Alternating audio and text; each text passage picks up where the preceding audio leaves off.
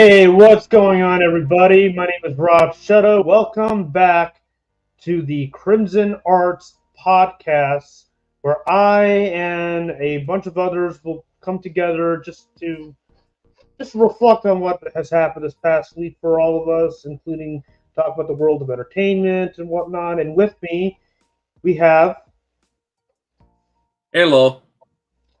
yeah, as you can see, we finally got our good buddy Steve Murdoch here. I just kind of And did Silver Sentinel because that's kind of like the name tag actually use for a lot of stuff. So yeah, I like using that a lot. yeah, yeah, that's totally fine. I'm just gonna use my name because so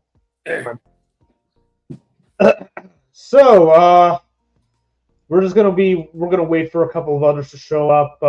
Anthony Cap or aka Captain Nemo will be joining the stream quite shortly himself. Which he can take his time if he wants to. We're pretty much on a pretty good schedule here. Just want to make sure I got. Oh, what the fuck? Nice. Stai bene? No, everything's fine. Everything's fine. Okay. So, yeah. So for the next couple of hours, we're just gonna just chill for a bit. We'll watch. If you want to go grab some drinks or whatever, a snack in the meantime, like at random points in the stream, you're free to go ahead. But before we do that, let's actually go over what was the original whole point of Crimson Arts Gaming. Nah, just kidding. Get over here. There we go. Yeah, I also have a bit of a soundboard stuff here and there. So if I kind of like play around for a little bit, then you'll know why. Yeah, he has a soundboard and he's going to annoy the fuck out of us with that.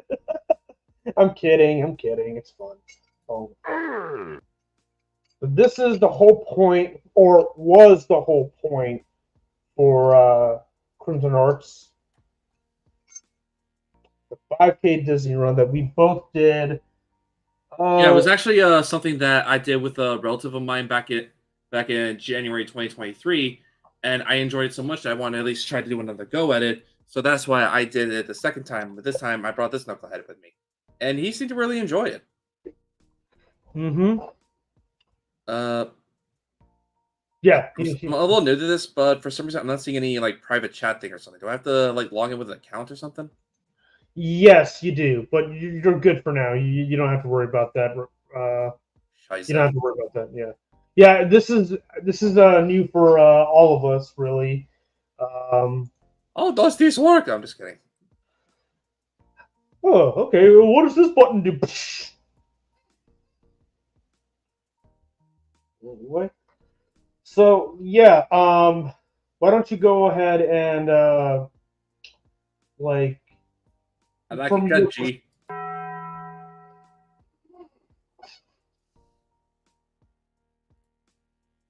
Sometimes it's hard to resist the urge to drive around a walking bridge. Oh, look, there's one. So why don't you go ahead and describe your experience with the 5K itself? We'll get to the theme parks in just a moment, but let's talk about the 5K from your perspective. At least both. I'll say for the first one, I was a little bit nervous because I've never done a marathon before, or at the very least, like a half a marathon.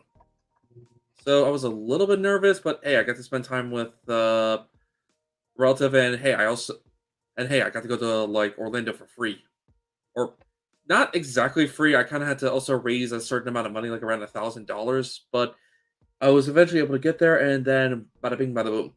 And for the most part, I really enjoyed it. Though another thing at least I enjoy it is either I run or at the very least I kind of power walk with some sprinting here and there. It still counts.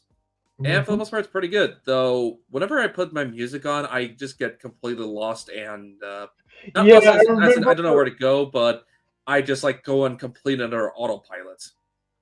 Basically, because like when the race was about to start for us, and like we were practically together at the start.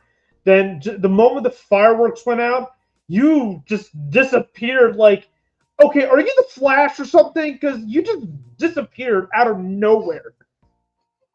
Yeah, I listened to as crazy as much crazy like action or fast music as I can during this one. There's not that's not a problem at all. And but yeah, whenever I get into that one, I just get completely in the zone and nothing else matters.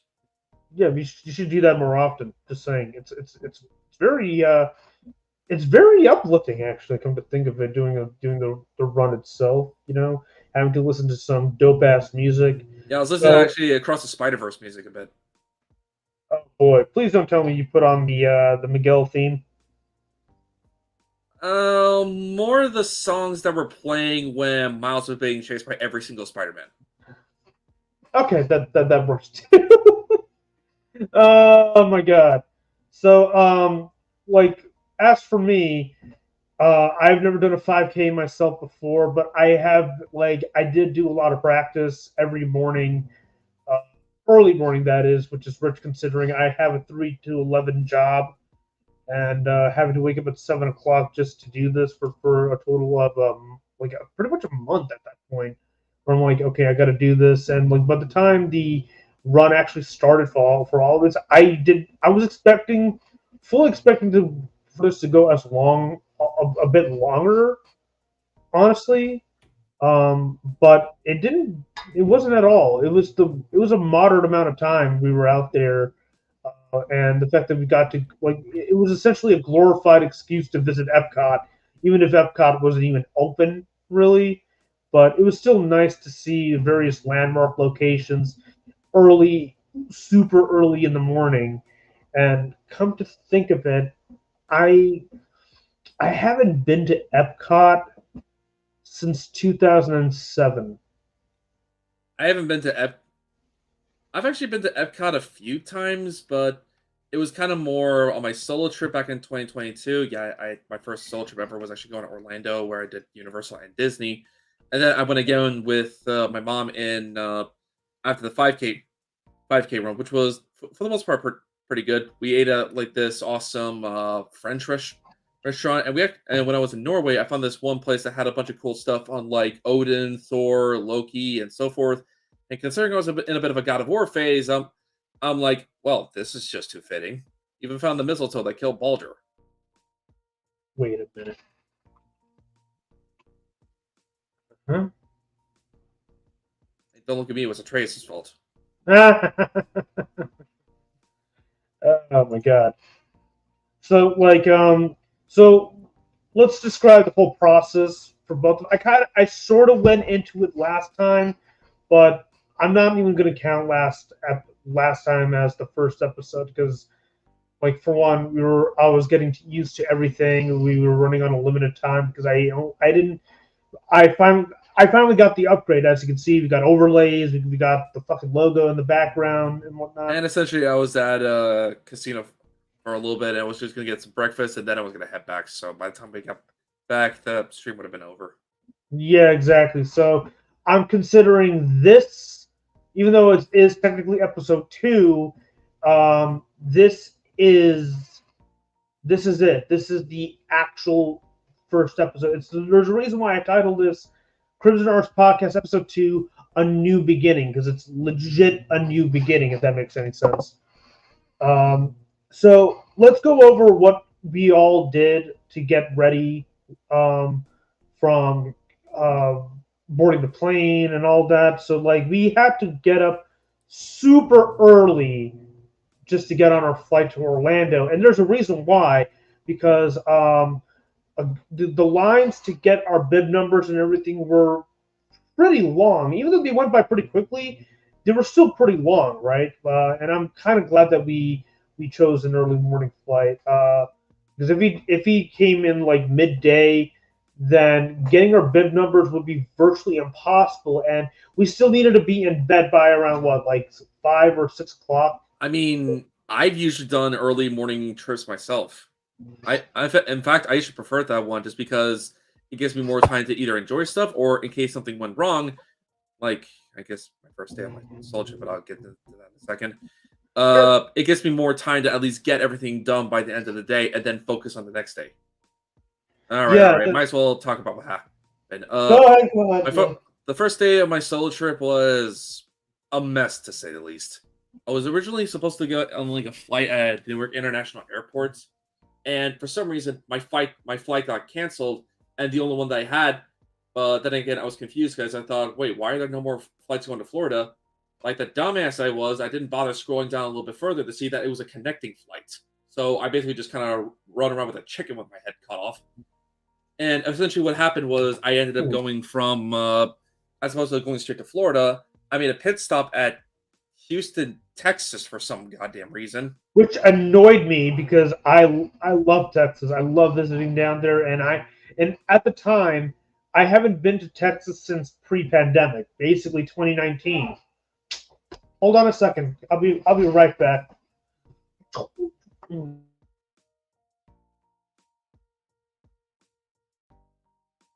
I'll continue the rest of the story when it gets back. But basically, it was a bit of a shit show to say the least. Pardon my French.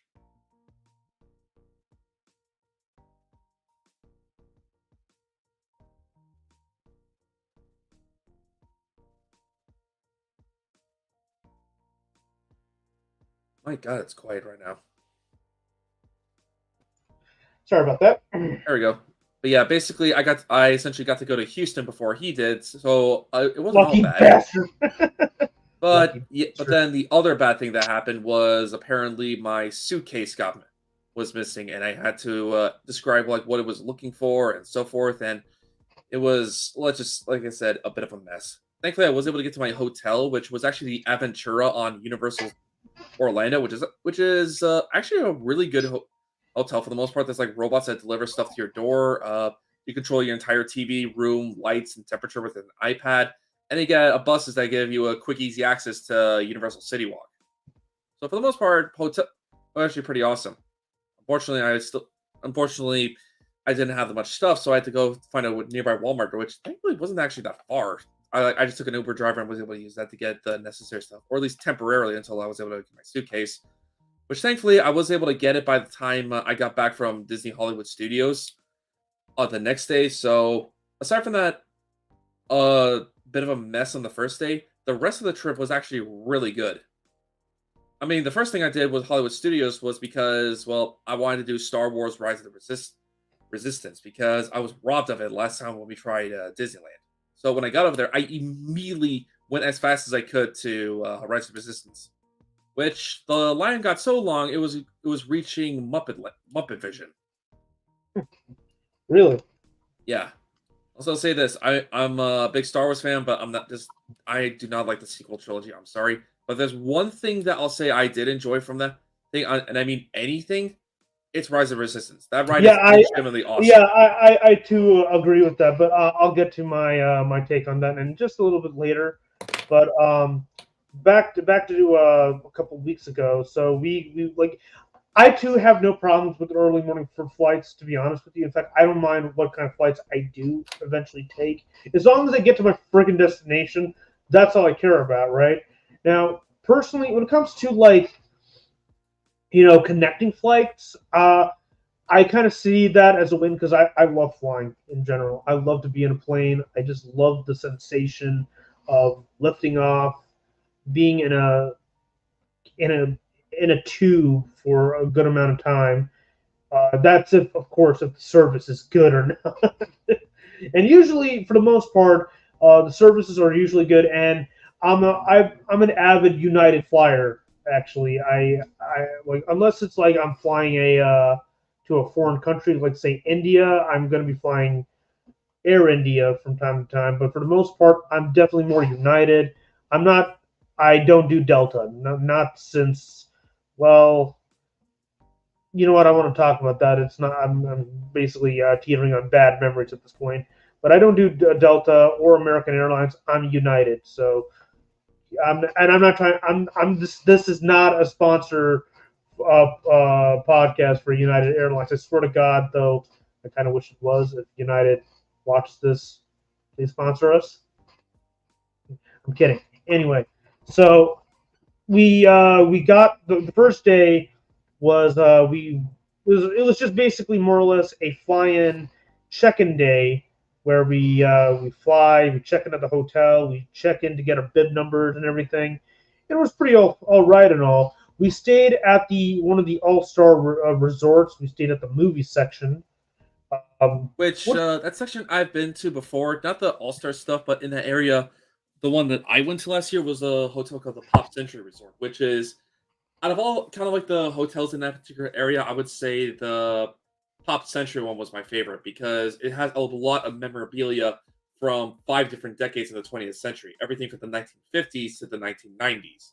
And not only is there kind of like a lot of cool stuff like near some of your rooms that were kind of from those areas, even some characters depending on the decade, but there's also some really awesome like memorabilia in the lobby that has like a whole bunch of like games, collectibles, and other pieces of tech that were from those decades. I was already fascinated with a lot of the older stuff, but when I looked at the stuff from like some parts of the 80s and a lot from the 90s, I'm like, I literally owned some of this stuff when I was a kid. Like I know I was like relatively young, but I still distinctly remember a lot of these. So yeah. Hmm. So, but this was my first time at an all-star resort. It was pretty good. But next time if I would do another Disney run, which personally I would love to try the 10K. I think that would be a lot more fun experience, in my opinion. And if we were to do that, I definitely would love to check out the Pop Century next time we do that. But that's obviously I'm holding out for 2 years right now because I don't. We'll get to that. We'll get back to that eventually. Anyway, so um, as soon as we got our bib numbers, we got our merch or whatever. I got a Mickey Mouse water bottle. It was like $30. Then we got back, and for some strange reason, this guy decided to put up not a Disney movie, but Total Recall of all movies, which I don't know. I was bored. You were in a Schwarzenegger phase, so I thought I might as well just put that on. Yeah, I love Arnold. I was pretty much since the holidays because and it's a generally overlooked holiday movie and whatnot. I consider it a guilty pleasure. Then again, a lot of He likes Jingle All the Way. Yeah, I love Jingle All the Way. A lot of Schwarzenegger movies, if you really think about it, are just glorified guilty pleasure movies, except for obviously the Terminator. You know that's like a genuinely good movie. Well, What the did you first do? I did nothing. The pavement was his enemy. twins, Wait, but was that where that line's from? yeah, Shit, I need to see that movie. it's pretty good. A lot of Schwarzenegger Ivan Reitman comedies are generally good, except for Whoa. What? Ivan Reitman did that? yeah. Wait, hold on a second. Whoa! Holy shit! Tron 3 has finally begun filming. Honestly, I really don't know. Look, I love Tron. I like the original movie, and I think Tron Legacy is severely underrated. And I'm trying to see if I can play Tron 2.0, but it's a little tricky how that game is. Sorry, getting off track. But honestly, with a lot of stuff that was happening with Disney, I'm kind of a little worried because whereas the first two, they were at least experimental, but they were still at least really good, at least in my opinion. I'm kind of wondering what's going to happen with this one. Especially since I heard Jared Leto was going to be like in it or something. Well, to be fair, Jared Leto was in Blade Runner 2049, and he was pretty okay in that. Yeah, I actually liked him in that movie as Wallace. I kind of consider Jared Leto to be a very hit or miss actor. Sometimes he can be in total utter trash. It's Morbid time. And then you can actually get some pretty damn good performances, like in American Psycho, where he gets killed off by Batman. Yeah, you forgot about that, didn't you? I just kind of assumed that was Batman killing him because he was a terrible Joker in Suicide Squad. Okay, you just ruined the joke. Anywho, so now yeah, so pay up. That's gonna be 25 cents. Oh my god, I cannot wait for Captain Nemo to get on here. Seriously. Oh god, Wait, I hate the chat the last time. He was actually part of the stream. He's running a little late, which let him take his time. You can considering you're here. What are you doing? What was that? So long, Bowser. Does that make Mario pro LGBT or anti LGBT? Fare thee well, homosexual reptilian overlord. Oh no, I was trying to be incredibly verbose. Anyway, back to our trip. So as soon as we finished the movie, we tried to go to sleep that day at 6 p.m. But by the time Unfortunately, we couldn't. by the time we were basically just we were morely waiting in anticipation as opposed to sleeping. So when we woke up exactly at 11 o'clock, and we decided to put up an episode of Nostalgia for reviewing a Steven Seagal movie. I do not know what the heck is with that guy. Who is this man? Whose man? The two films I could think of that he was actually decent in is Under Siege and the main bad guy of Machete. Aside from that, he has not been in like one good movie. Saying that he hasn't been in a singular good movie is a giant freaking understatement. I've heard some story where he tried to act tough towards Jean-Claude Van Damme and he took him out the back of a restaurant. And I don't know what he said or what he did, but when they both came back in, like Steven Seagal was terrified. I'm like, Van Damme, what the hell did you do? Who cares? It's Steven Seagal. Remind me not to piss Guile off. Yes, I know he was in that 1994 movie. Anyway, so we woke up, watched. What was the name of the movie that he reviewed again? I completely forgot. Hang on a second. You know what? It's okay. I doubt people are going to really care what movie he reviewed because nobody cares about Steven Seagal in general. So you're good. On Deadly Ground. Thank you. Thank you. But yeah. So then after the review, we tried getting somewhat decent sleep. It wasn't that bad. But we woke up at 2:30 a.m. in the morning because we needed to get ready. We actually needed to be at the location by 3:30 itself, right? And like we were able to get some snacks, some drinks, and put our equipment, our supplies at a nearby truck for later pickup once we're done with the race itself. And what I bought my hold on, I have it here somewhere. I had this along with me.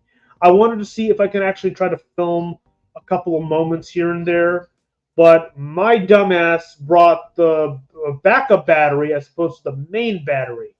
I did not realize this until I looked at the material that I have. I'm like, because I swear to God, this thing kept running out of battery that freaking quickly. So it turns out that it was because I was using the backup battery as opposed to the main battery. What is wrong with me? Go ahead. I have no idea. Go ahead and use a soundboard just to display my extreme sheer dumbassery. Go ahead.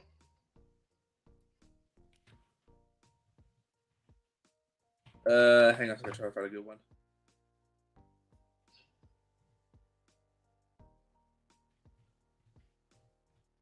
Well, we're waiting.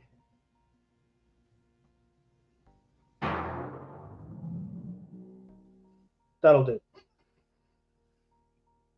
But I did manage to pick up. Some decent shots. In fact, one of the funniest shots that I picked up while I was running, when I passed 1 mile, right? They legit had a screening of Steamboat Willie playing. I'm not freaking kidding. I actually recorded that shit. That was the fact that Steamboat Willie recently got put into the public domain. That was pretty funny. Okay, but I still need to. It's been what 20 freaking days since 2024 began, and it got put into the public domain at the beginning of this year, literally day one 2024, public domain, and I still haven't wrapped my head around that, to be honest with you. I'm like, Nuts. yeah. By the way, why is it when something goes to public domain, it's always got to be a horror film? I don't get it either. I love horror. In case you guys didn't know that, he knows it, but even I agree. Like, not every single thing that gets put into the public domain needs to be a horror movie. Not everything, unless I mean, I still haven't forgiven that idiot for making a horror film out of Winnie the Pooh. And let's just say I grew up on Winnie the Pooh, and I still loved it so much. So when I saw a horror film, I was like, no, I'm not seeing it out of principle. Yeah, fuck that movie. It's so bad that even the director is starting to admit it. Yeah, this was such a good idea. It's basically, if you watch Doobus Goobus, we could actually we could, you know what? We could, give me a second. Let me see if we can try to play that shit. It's Doobus Depu. Let's see here. Okay. No, there it is. No, that's not it. Okay, so here's what I'm gonna do. All right, just a moment. Present, share screen. It's easy with 2 monitors. Screen sharing works on a good computer. Let's share audio. Okay, yeah. No, I'm gonna keep that up. All right.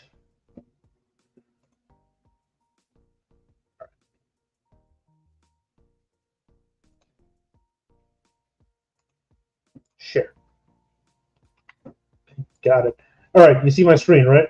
Oh, okay, this is weird. Whoa, what the hell? Yep, I'm sharing the screen for a bit. Let's watch some just one episode of Doobus. Let me know if you can actually hear the audio, okay? Are we going to go trick-or-treating soon? Were you able to hear that? Yeah. We'll get going. We just gotta take care of something first. Wait, hold on. Are we going to go trick-or-treating soon? Yeah, Pooh. We're just gonna need a sec, but we will be on it really soon. I just need to take care of something. Well, take as long as you need. Thanks, little buddy. I appreciate it. All right, now, Right, now, what are you doing? Having like the best idea in the world. How? It's like Winnie the Pooh, but he do the murder. Dude, he shouldn't see this. Also, he didn't even do anything to you. Why would you make this? Cause it's a passion project I've had in my mind since I was a little baby. This is like what my life has been leading up to, man. You got this from a Robot Chicken sketch. Shut up. Listen, if he sees this, where Is everything all right out here? Pooh? Is that a horror version of me? Yeah. Well, if you're going to make that, I just have one request.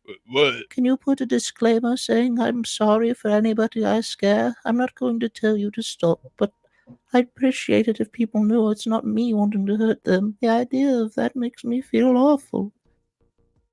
Sure. Thank you very much. I'll just get my candy bag ready then. Have a lovely night. I don't I don't think I think I want wanna to make this anymore. I told I told you. Okay. Hang on. Play that faster. Sorry. Oh. It's we'll check this guy out later. Oh, these are pretty cool bananas.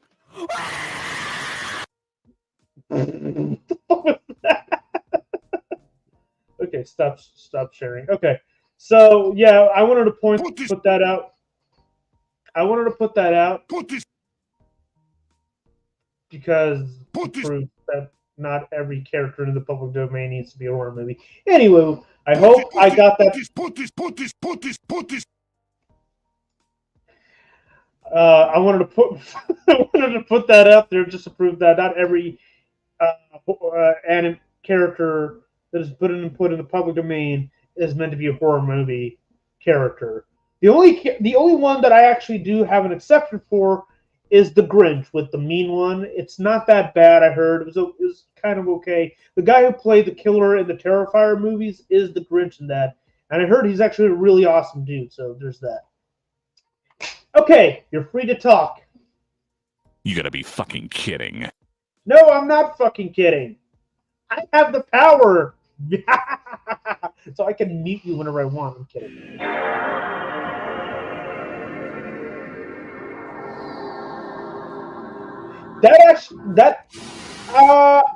I wouldn't necessarily call it original. Hey, what's up, Captain Nemo? How's it going? Boy, mateys. Hola, ciao, come stai, signore? So Konnichiwa. let's see what's going on in the private chat. Watashi wa Silver Sentinel desu. Oh. That's why I respect Megan. At least the film is original. Is it though? Is it really original? It's basically child's play. Well, here's the thing. Child's Play was cult. It was a cult. It was voodoo magic. This is technology going haywire. Yeah, but it's still the notion of a freaking robot. I still coming to enjoyed the life. movie, but I'm sorry, there's way too many moments. Okay. In a way, there are some original moments, and there's some moments where, like, you know what they're trying to do. Right. You know, but I'm also just saying that look, I like the film, but I've seen way too many movies involving like artificial intelligence or something that there should have been like moments saying, "Hey, maybe don't just treat that thing like that one, or don't say this around them because you know full well that person is probably just gonna like turn a monk or something." Well, that movie did something right by me because I left the theater with a giant smile on my face, and that is freaking rare. That is rare for me. Most of the time, I have a like, okay, but I left the theater like this. That's rare. Sonic the Hedgehog, Sonic the Hedgehog 2, the new Mutant Mayhem movie, and Megan, and Ready Player One. All those have done that for me. That's rare. I actually like Ready Player One. Yeah, I understand it's not perfect, but I don't understand why everyone just thinks it's like crap or whatever. I'm like, I legitimately like that movie. Yeah, it's okay. Yeah, but so the 5K, the 5K. Yeah, I intentionally muted Steve for a moment because he's playing around with the soundboard. So we were just discussing about the 5K and our intimate experiences. I mentioned that it was a glorified excuse to visit what do you call it, Epcot, basically, which is nice. It was early in the morning. There was no rides available, but there were theme park characters like Mickey Mouse, Donald. You could take photos with them, but I decided to just focus on the run itself, and we all practically ended the race around 7:30. Then by the time we got back to the hotel, we were knocked out. We were knocked out. You can continue, Steve, by the way. Hello, Steve? You can...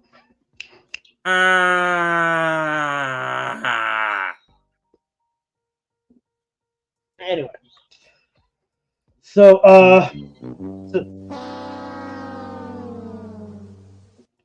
he really loves that soundboard. For 500. You need to add the flute guy in there. Flute guy?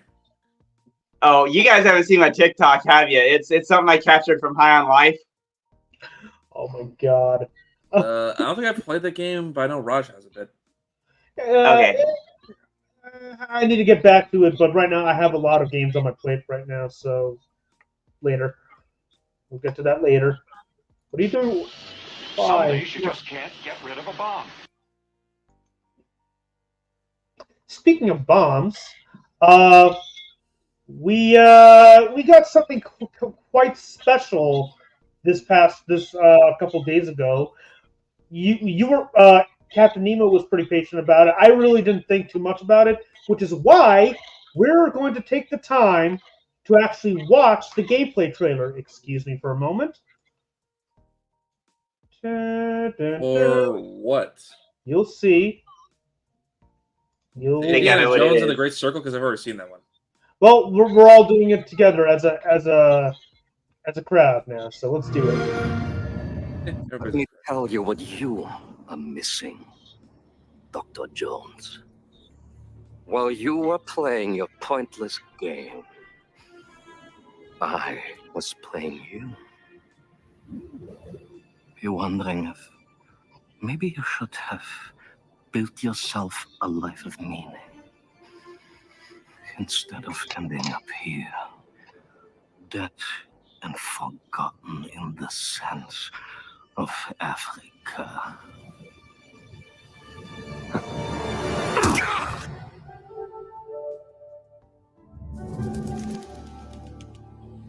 The guys who did Wolfenstein are working on this game. Okay. It just works. Myths. So, how much of the game is actually true and how much of it is a lie? Yes, tell us sweet little lies, Todd Howard. Just different ways to interpret the past. That is Troy Baker, not Harrison Ford, talking. I know. Thousands of years of humanity's thoughts and beliefs, scattered and buried. Just waiting. Yeah, as soon as I heard his voice, I was immediately... Yeah, I knew that was Troy Baker. Just run away from your problems, Indiana. Watch me.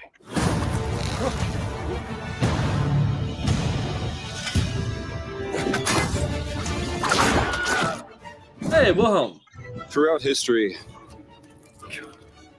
mankind has built sites of great spiritual significance. If you were to draw a line through these ancient sites around the globe, you get a perfectly aligned circle.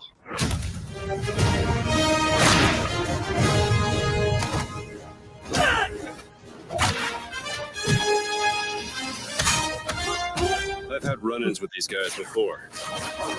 Trust me, it ain't a walk in the park. Okay, then. Let's see if you can keep up. What do you mean if I can keep up?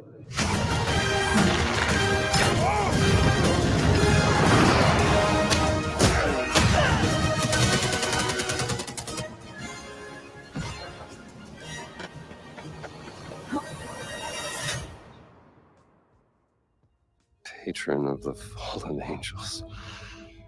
Protector of the Chukwuemani. The Great Circle.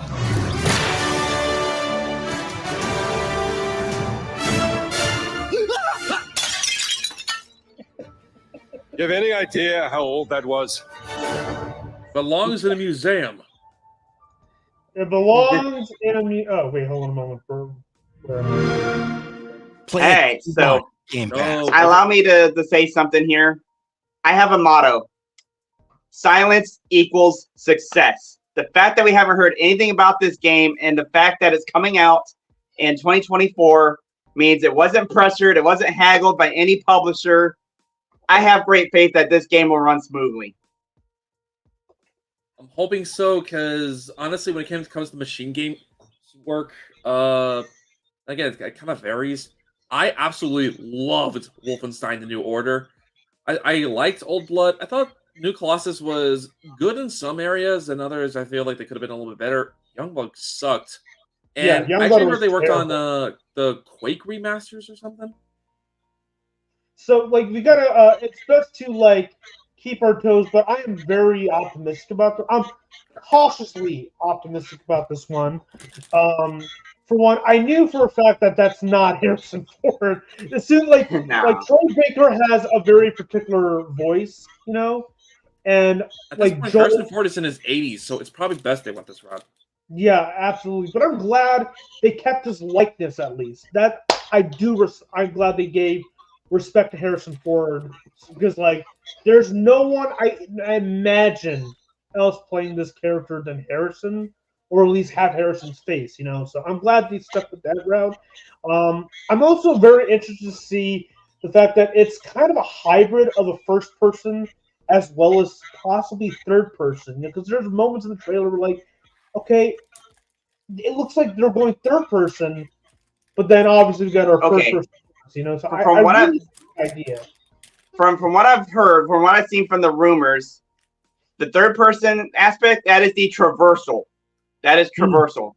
Yeah. And key moments in the game that are going to be third person. But the majority is going to be in first person view, which is quite honestly a smart move. That way it doesn't feel like an Uncharted clone. That was my big concern. I was really Uncharted concerned or about that Tomb next Raider one. clone. Yeah, basically.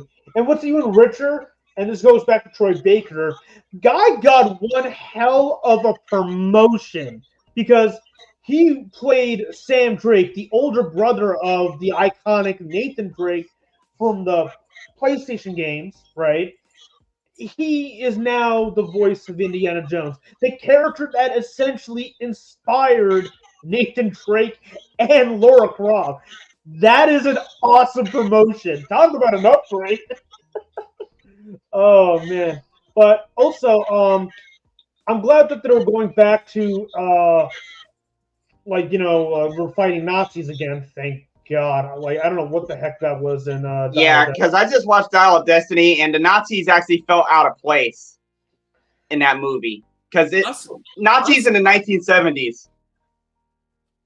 Honestly, I'm kind of wondering why they didn't go with like the Soviet route or something. I mean, they did that, and not only was the Soviet Union so prevalent in the 70s, but they were literally the bad guys in Kingdom of the Crystal Skull. So I don't understand why they couldn't just go that route. I was expecting either them or the Vietnamese, because also Vietnam War was also a thing, and you actually see people protesting about Vietnam in the movie. Actually, hold on. I got an interesting idea, and okay, this might sound of a ripoff of a video game, but say like, yeah, the Soviets were doing the whole enemy of my enemy is my friend thing with us when we fought the Nazis, but what if there were some who actually wanted to essentially Stalin to rule the world, so they would try to use the Dial of Destiny to try to maybe make it like that? I would say that, but then again, that sounds a little too much like Command and Conquer Red Alert. But yeah, the villains were super boring in that movie, and also the main protagonist was a jerk. I hated her. She had this "I'm right and you're wrong" attitude, and I just did not like that. Basically, Kathleen Kennedy. Got it. Yeah. Which, speaking of which, I do got some thoughts to run across to you guys. I want to talk about some upcoming Star Wars movies, if that's okay. Sure, go ahead. We have plenty of time. All right, so I have hope for two of them. The one I don't have hope for, and the one I don't have hope for is the Rey Skywalker movie called Dawn of the Jedi. I have no hope for that at all. I'm hoping that it comes out. I'm hoping it's the first movie to come out. That way they can rip off the Band-Aid and say, okay, Kathleen Kennedy, here's your movie. Let us do our thing. That's what I'm kind of hoping that this is. Like the first one out of the way. Like this, I'm a giant Star Wars fan. I mean, my room looks like Boba Fett, for crying out loud. And this will be the first ever Star Wars film that I'm going to purposely boycott. Let that sink in. So I know when I say some of the stuff, I count out of it, but the thing is, I'm also a huge Star Wars fan. I grew up on the original trilogy, and I will still say that even if it has flaws, I will say I enjoyed the prequels, especially Revenge of the Sith. Yeah. I love that movie. And the Clone Wars is one of the greatest shows ever made. Yes, amen, brother. So also, that's Republic a good Commando thing. is one of the most underrated games ever, and it should have gotten a follow-up. Sorry, I really like Republic Commando. But yeah, so that's the one I'm hoping will come out and just be done. The second one is the one I'm super excited for, called Rise of the New Empire or something like that. It's got all the shows that come out, like Mando seasons 1, 2, and 3, Book of Boba Fett, and the new one, Ahsoka. They're all hyping up for Admiral Thrawn, and he is going to be the main bad guy for this movie. It's directed by Dave Filoni, and I'm super excited for that one. Mm-hmm. And also, they recently just announced a Mandalorian and Grogu movie, and I think that will be the big money maker. I really do think so. Let's hope, because when it comes to Mandalorian, I actually really loved the first two seasons, and I kind of lost my shit when Boba Fett got his armor back, and it was just like laying waste to all those stormtroopers, as well as Luke Skywalker just taking out the Dark Troopers. Which, by the way, when I saw those, I was shocked as hell because first time I actually heard about those guys was from this old video game called Star Wars Dark Forces, a game back on like MS-DOS that my dad played back in the day. So seeing those enemies, it was like, oh shit, the enemies that my dad fought are coming back for vengeance. But yeah, so I think those two, I'm gonna call it the Ahsoka Admiral Thrawn movie. I think Ahsoka is gonna end up being the main protagonist of that movie. Because I see it because Rosario Dawson is an upcoming is a rising movie star, and so I'm calling What that do the you mean Ahsoka rising? movie. She's been doing movies for like a long time. Yeah, what are you talking about? She's been around for a while, man. She was the night nurse in the Netflix MC Marvel shows back in the day, so she's been around for a while. Oh, yeah. Well, it's the first time I've come across her. The first time I've come across her was in Zombieland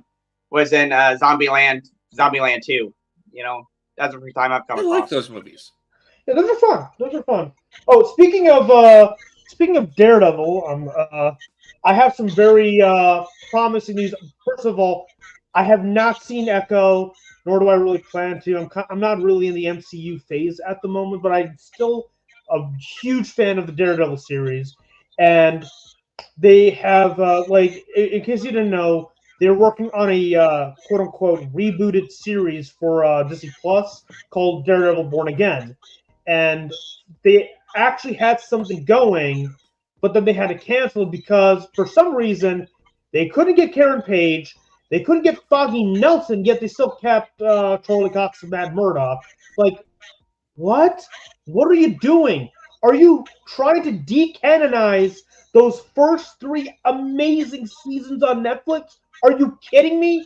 If you're having Vincent D'Onofrio and Charlie Cox, why not bring the other 2?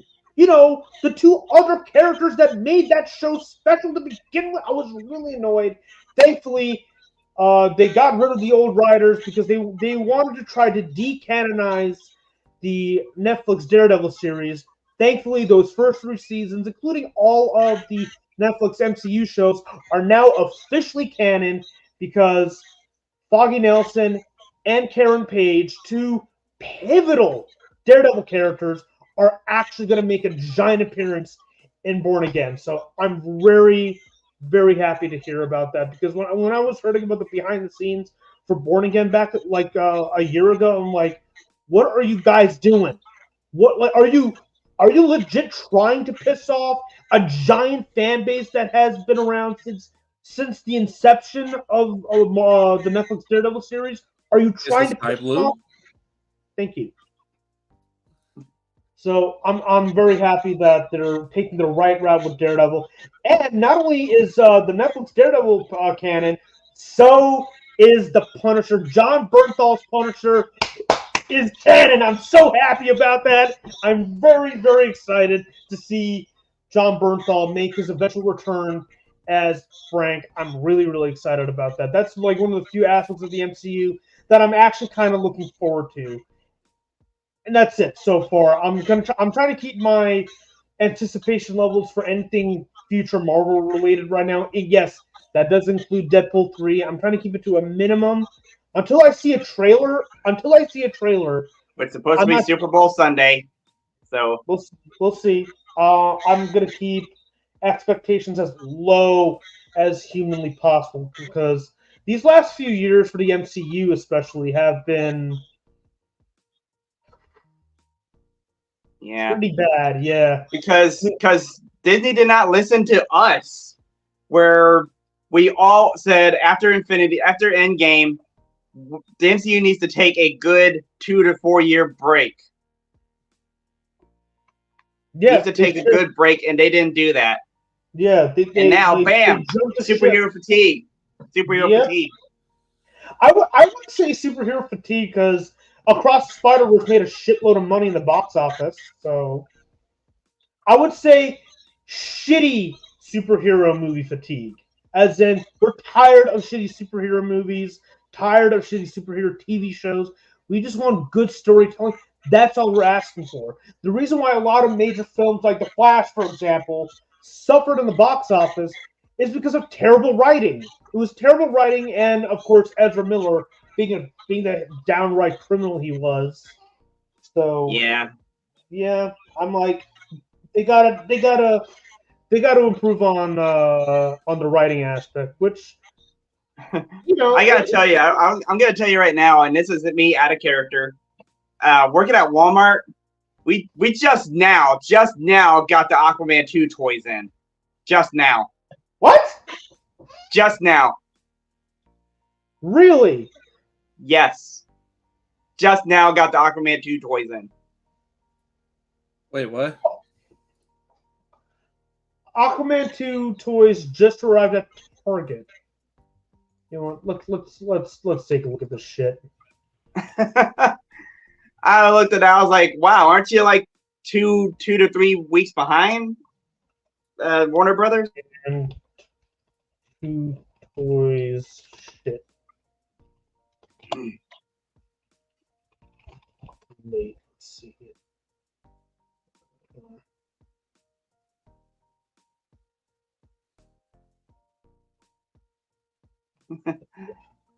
So it was like, oh my goodness.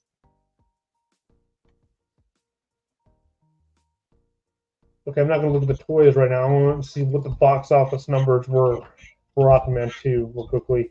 Even though this is like weeks later. Let's see here.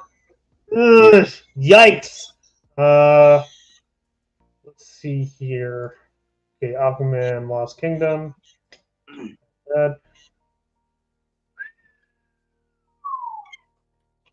That's pretty bad. Wow. Oh my god, that's awful. Let's look at the Flash real quickly.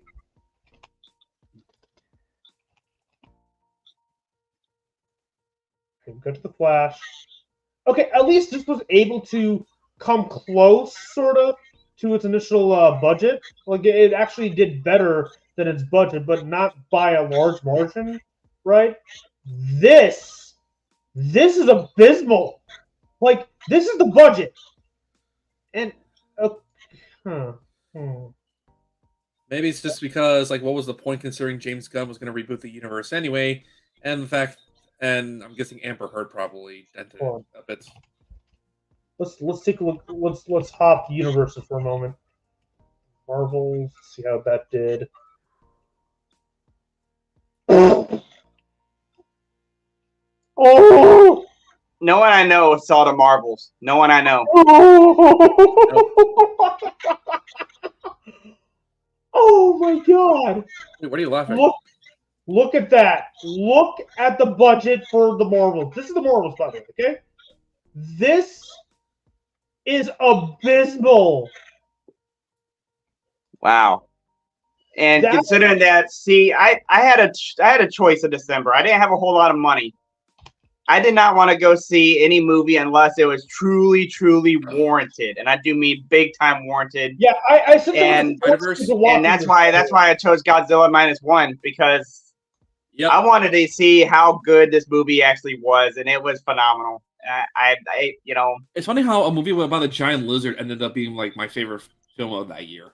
This is worse than the This was worse than the Flash. Wow. Hello. The Marvels did worse than the Flash. That's funny.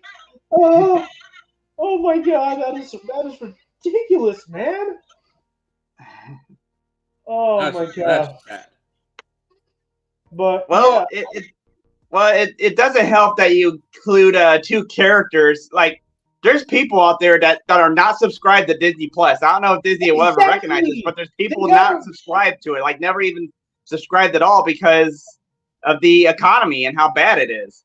And really therefore, if you go in there, you're gonna be like, "Who is Miss Marvel? Who is this flat chick?" You know, like. I think Doctor Strange 2 had a similar problem with the whole. If you didn't watch WandaVision, you're not gonna know what the hell is going on. And that's the thing that kind of worries me about the Mandalorian and Grogu and of course the Dawn of the Empire. You know, because you know, for people that hasn't watched the Disney Plus films, they're going to be lost. Ooh. All right. Well, I'll be back, guys. Okay.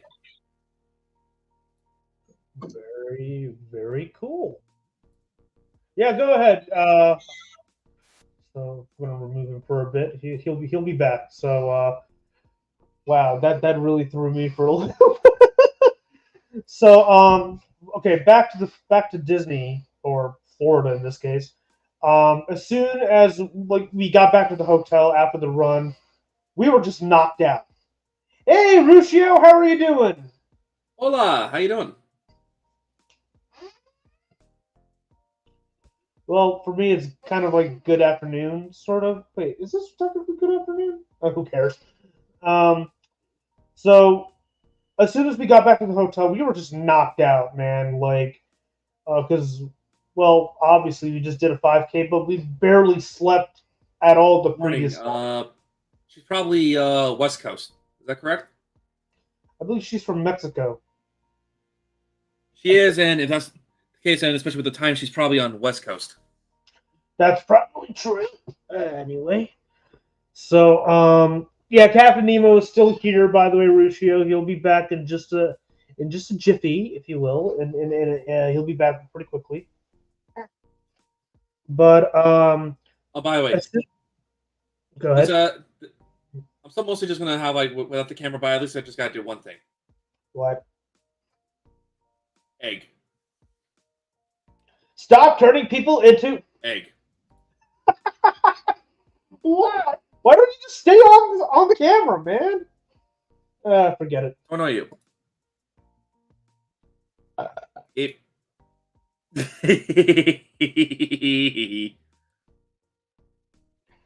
This freaking guy, I swear to God. Gracias, señor. Yeah, I can actually speak a little bit of Spanish. I took some classes, so yo hablo español poco. I can also do a little bit of Italian, especially since I took some. Not only am I actually a part of time myself, but I went to Italy recently. I did Florence and Rome. Really beautiful places. See, here it comes.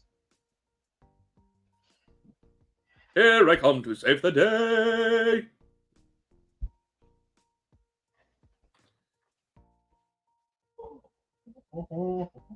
Yeah, but like I said, I know some things in Italian, like say "Ciao, come stai," which is "Hi, how are you?" Or I know there's obvious ones like "Arrivederci" for goodbye.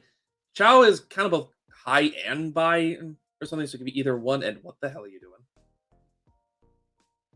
Weirdly enough, there's actually some words that I learned in Spanish that were actually also in Italian, like "madre," "padre," "familia" is in both of them, according to what I've seen. Some are kind of a little bit similar, but still a little bit different, like gracias for thank you and grazie for Italian, and so forth. Raj, tu sei impazzo. I called him crazy. No, I don't hate Spanish. I hate him. Yeah, sometimes I do some of the stuff that just kind of annoy him. I even, kind of last night, just either try to say some of the words I did remember or just kind of try to look up some of the translations just to kind of annoy him a little bit. And it was fun. Capito, signore.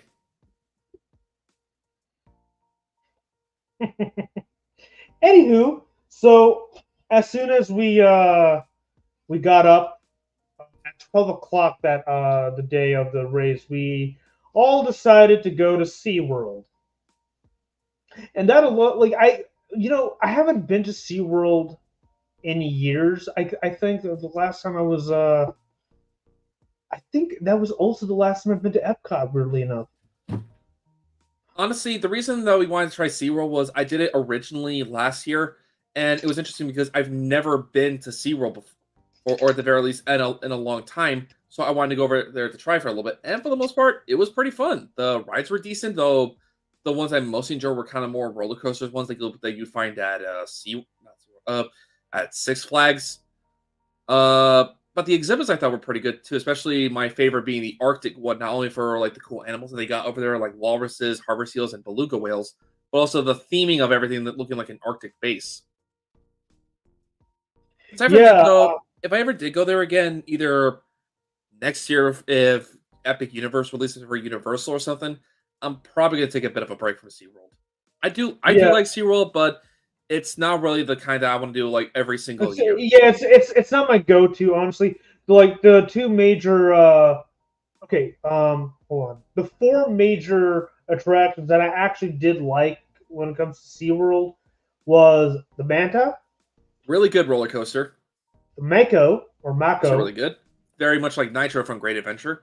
Mm-hmm. the dolphin showcase, and the orca showcase as well. Which we saved the orca one for last.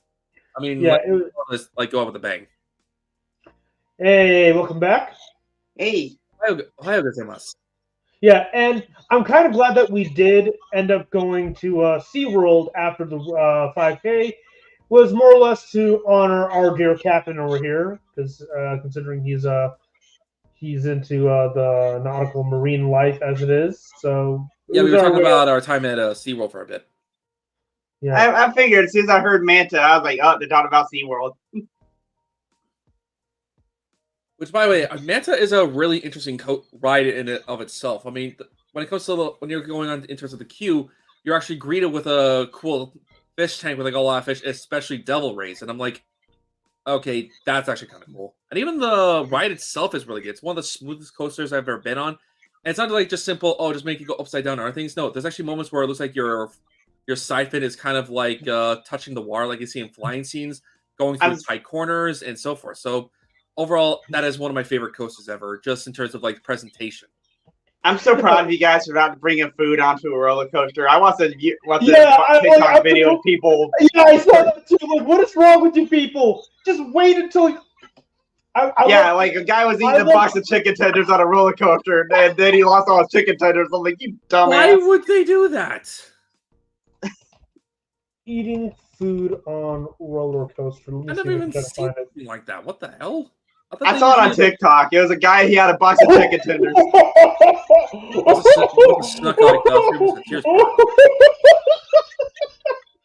Oh my God, they exist. Let's have some fun, shall we? Come on, let's have some genuine fun here, because that is hilarious. Oh my God. Oh my God, let's do this. This ought to be interesting. Yeah. That one time I took an ice cream cone on a roller coaster. How did they not stop? How did they not stop him?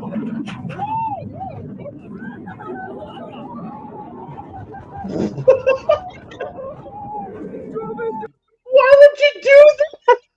Why does it look like he's being possessed by Pazuzu? Eat a 5-star meal while on a roller coaster? What is wrong with you? So that's a $5 meal. Oh my people God! know McDonald's is a very high class establishment. There it is. Oh, hey, bro. Yo. Hey, you hold on to this? There you go. For the great taste dinner at McDonald's, it's Mac tonight.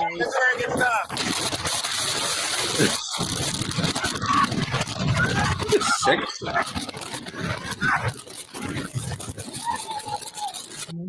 Where is this anyway? Cedar Point? Wow, I give him props for actually holding on to his burger. Okay, that one guy that was like that rewards a movie right there. Poster. That warrants a movie right there. Like that's the big twist of the movie, is seeing if he can hold on to his burger. Oh God! Oh, that was a lot of nice fun. gamer chair you got. That really made my. Oh God! Oh, we truly are into some curse nonsense from time to time. Excuse me, I gotta go.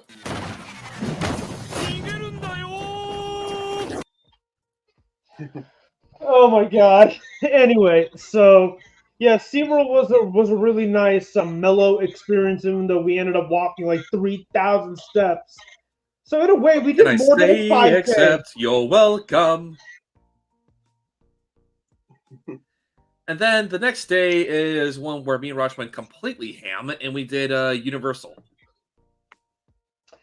It was Anthony. You good, Anthony? Oh, he'll probably come back. Just I don't know what that was about. Yes. Yes. Yes. Okay. Sorry about You that. there, buddy? You okay there, buddy? What happened? I was trying to look at the chat button, and then once I'm done with the chat, there's no way to exit out.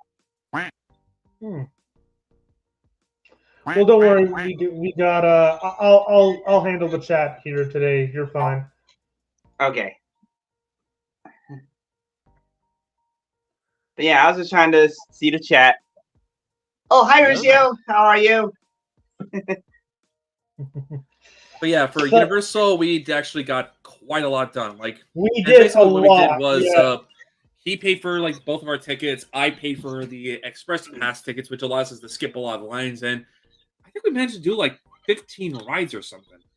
We did a lot, and normally when it comes to going to experiencing new crap here in when it comes to theme parks, especially with SeaWorld, I for the first time got to show him something, and that is the Hollywood Makeup Horror Show, where they showcase how it's more or less a tribute to horror makeup and Universal from Alfred Hitchcock classics like Psycho to The Wolfman and all that. So it was a very enduring experience, and like the horror movie buff I am, I couldn't shut the fuck up during the audience segments to the point where I'm not part of the scripted segment here. Shut up.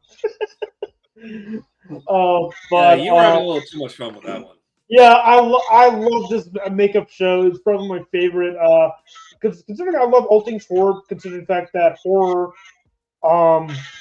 you don't have to spend a ridiculous amount of money to make a horror movie. All you need is a camera and some good old creativity. That's all you need. I think that might explain why that also explains why there's so many horror stuff of public domain things. Is because it's so cheap to make. Exactly. But at the same time, I'm wondering, why would you choose this particular character to do that? Oh, hold up! Speaking of horror, I just got some news. What's up? They are making a Until Dawn movie. Oh, really? Wait, yeah. The video game? Yeah, like from the video game. Yeah. I've actually never played Until Dawn. How is it? It's a point and click game. It's point and click, but good story. Good story. Like actually good, unlike say David Cage's work. Okay, here's the thing. If you like a character, if you screw up, that character's dead. Like you cannot get them back. There are no restarts, nothing. They are dead until you replay the game. I'm impressed by that. Interesting. Oh, shit. Very interesting. Yeah, after I'm done with the unnecessary remake here, I will be playing those games. Yeah, I'm gonna be the guinea pig for you guys. I'm gonna be the guinea pig. Appreciate it. I'm gonna be the guinea pig. I'll stream it. I'll stream it Monday and Tuesday just to see how it is compared to the original. Yep. Okay. How do I put this? So now we did a lot of Universal. I experienced some new rides. So I got to try out the Velocicoaster, which is the Jurassic World themed coaster there, and that was pretty good. Even though it took quite a bit of time, and the locker system kind of annoyed me a little bit. I almost lost my phone. That really annoyed me. But other than that, it was a pretty good experience. I really liked it. That occurred to the final act of our time at Universal, and I got me this bad boy. Oh, the Harry Potter one? Yep. So, I hope to do the same thing at Galaxy's Edge. I'm the only twerp that hasn't visited that freaking theme park. You have time. Don't worry about it.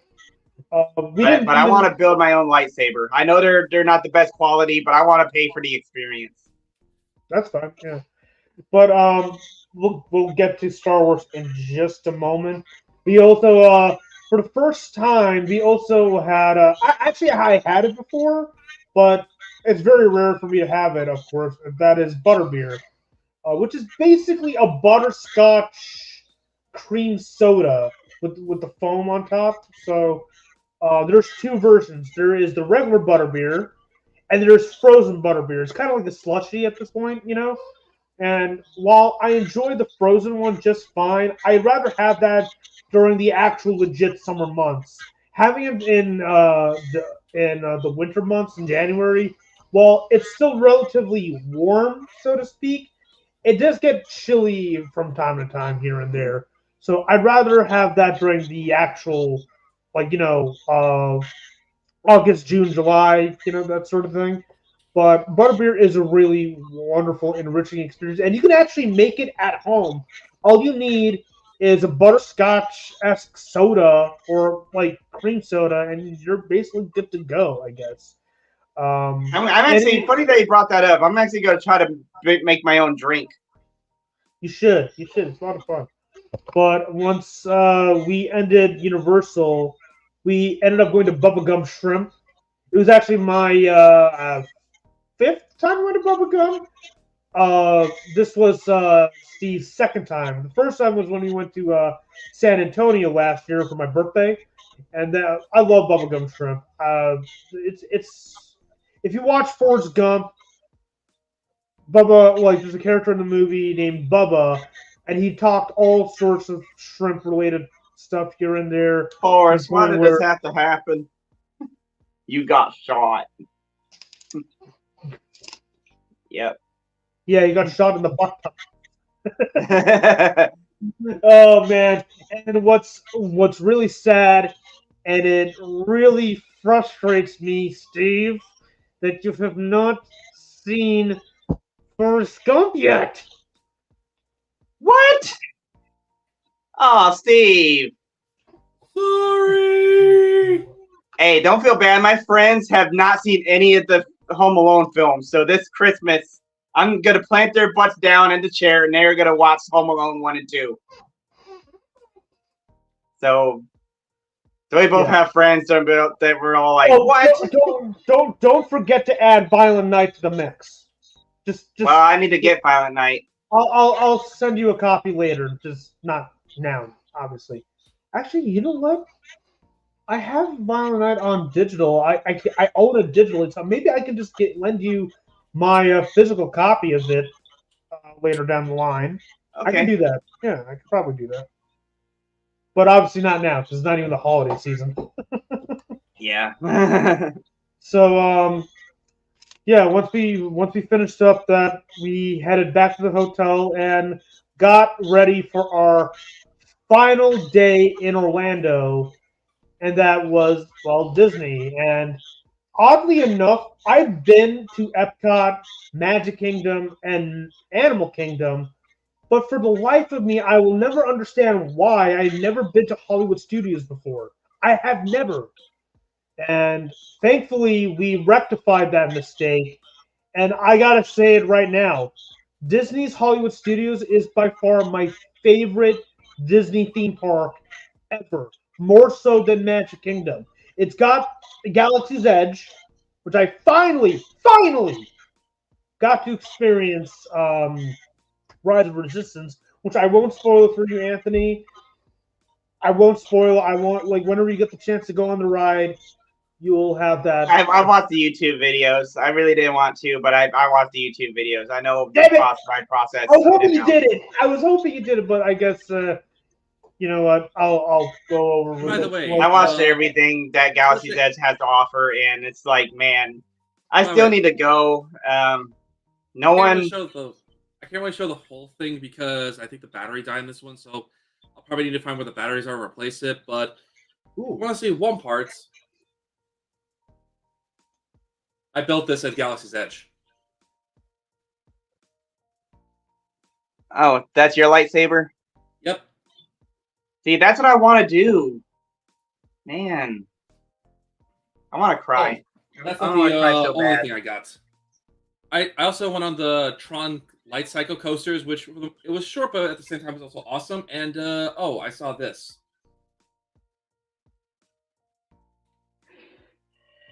Oh.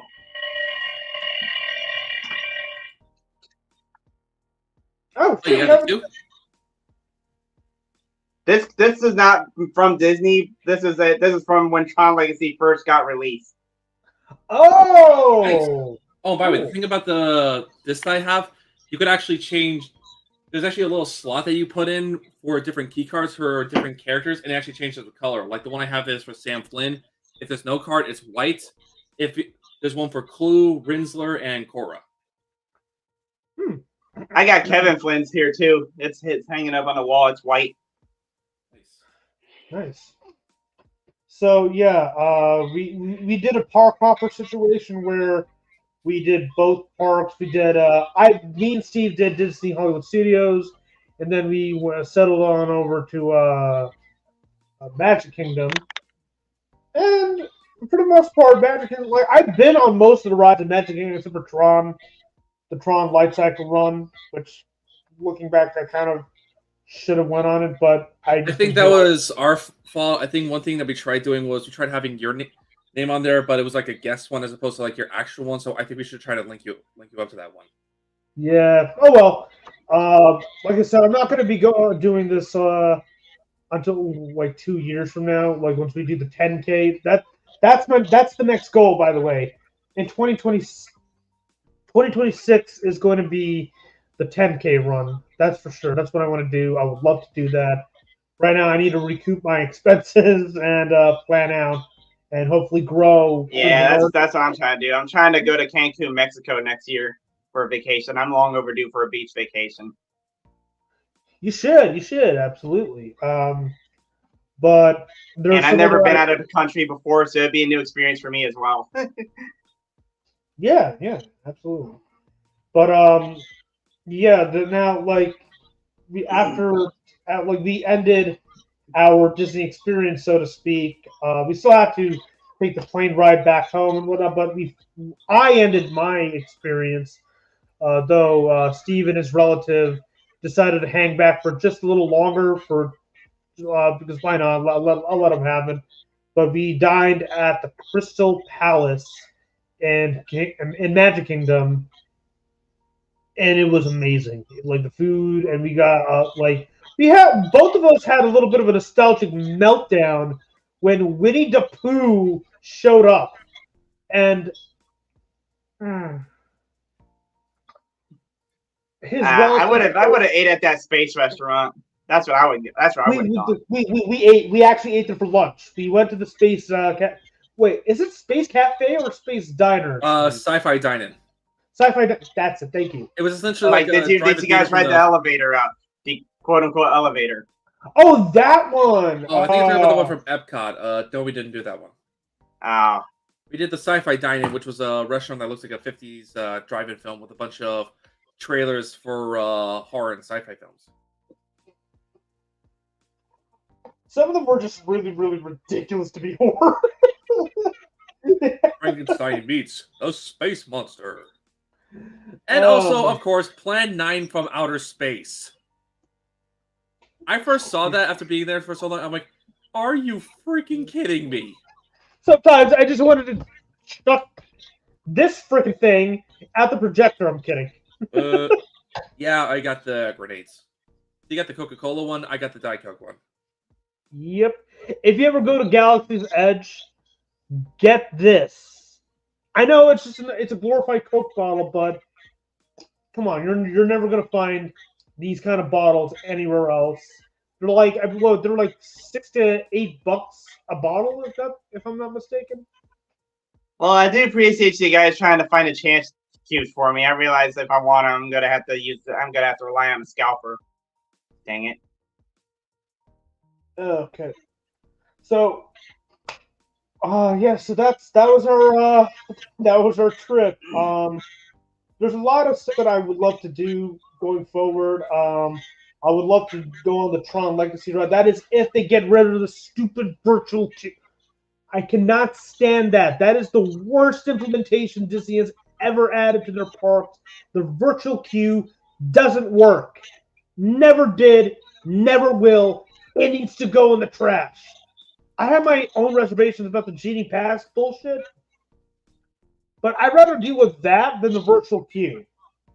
Because I missed an opportunity with the Tron Light Cycle. I missed the opportunity to go on Rise of Resistance back in 2021 when it's our first the virtual trip. queue we did go on was for that Spider-Man ride at Avengers Campus, which wasn't even that good, honestly. It wasn't good. It was basically just a glorified ripoff of the Buzz Lightyear ride at Disney, or if you want to get too technical, it was a ripoff of the Men in Black ride at Universal. Actually, one was actually more of a ripoff, and this is actually even more insane. Those freaking Lego Ninjago rides at Six Flags. They had the exact same concept. You're in front of a screen, you like swipe your hands like you're throwing ninja stars to hit targets. Or if you want like another one, Toy Story Midway Mania. I was genuinely not impressed, so I had to redeem myself 2 times this past trip. One, by going on the Spider-Man ride at Universal, which is a far better experience. And number 2, finally be able to experience Rise of Resistance. After this guy went on the ride 3 times last time, I believe. Was it 3 or... Actually. 1 on my solo trip, 2 on my on my first 5K run trip, and then 1 with you. Okay, Mr. Technical. Anyway, so I finally got to experience that, and I was surprised at how fast the line went by. It didn't infuriate me, nor was it as painful as they made it out to be. Like it's like when you go on theme park rides, usually the line takes quite a bit of time. You know what I mean? And it certainly did here, but it seemed to move at a considerable pace. But what really shocked me was the amount of depth and detail that went into this particular attraction. Because unlike most rides where they try to make you feel like you're part of the adventure, so to speak, you know for a fact that it is a ride at the end of the day, right? But Rise of Resistance legit makes you feel like you're part of Star Wars. I can 100% with full confidence say that.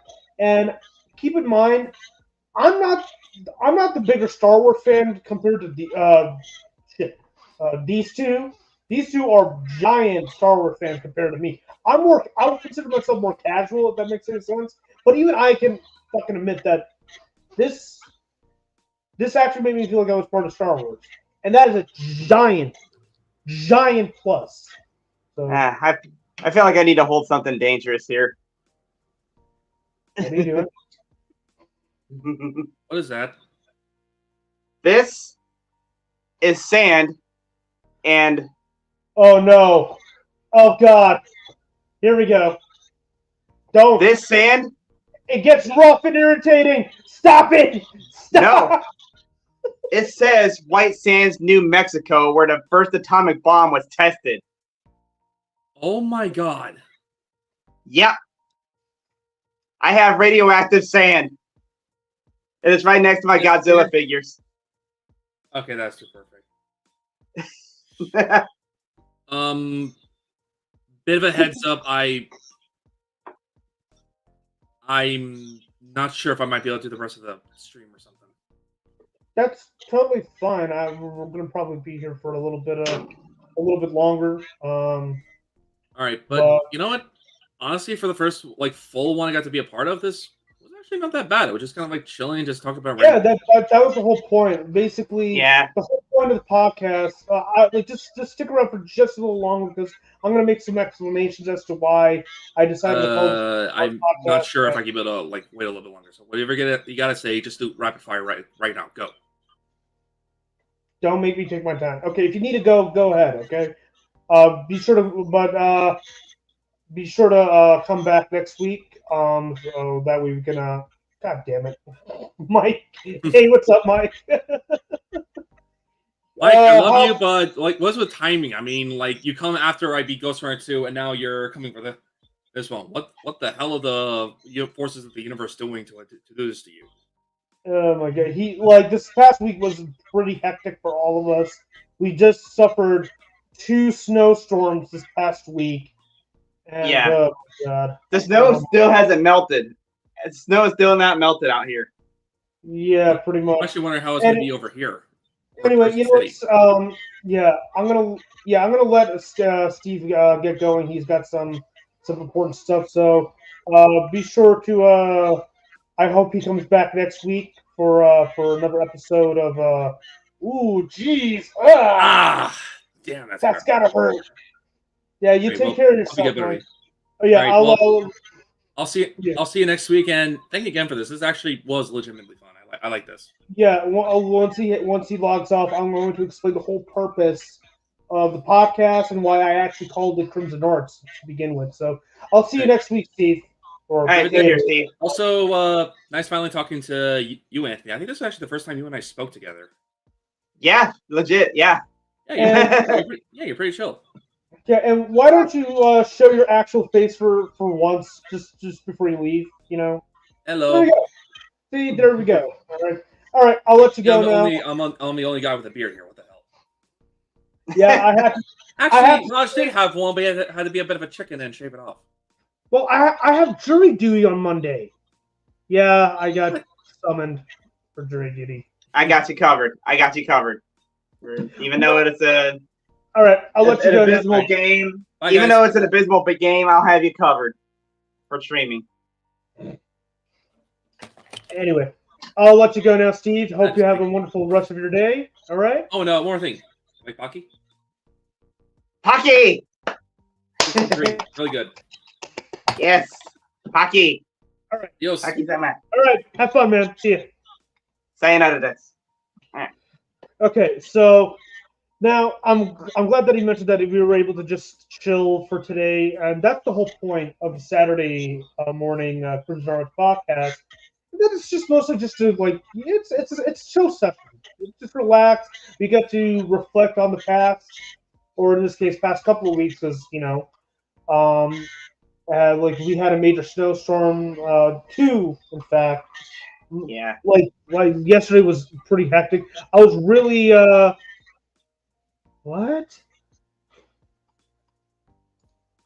What's up with this? Why are you? What is up with chocolate? Chocolate flavor. What's up with that, Mike?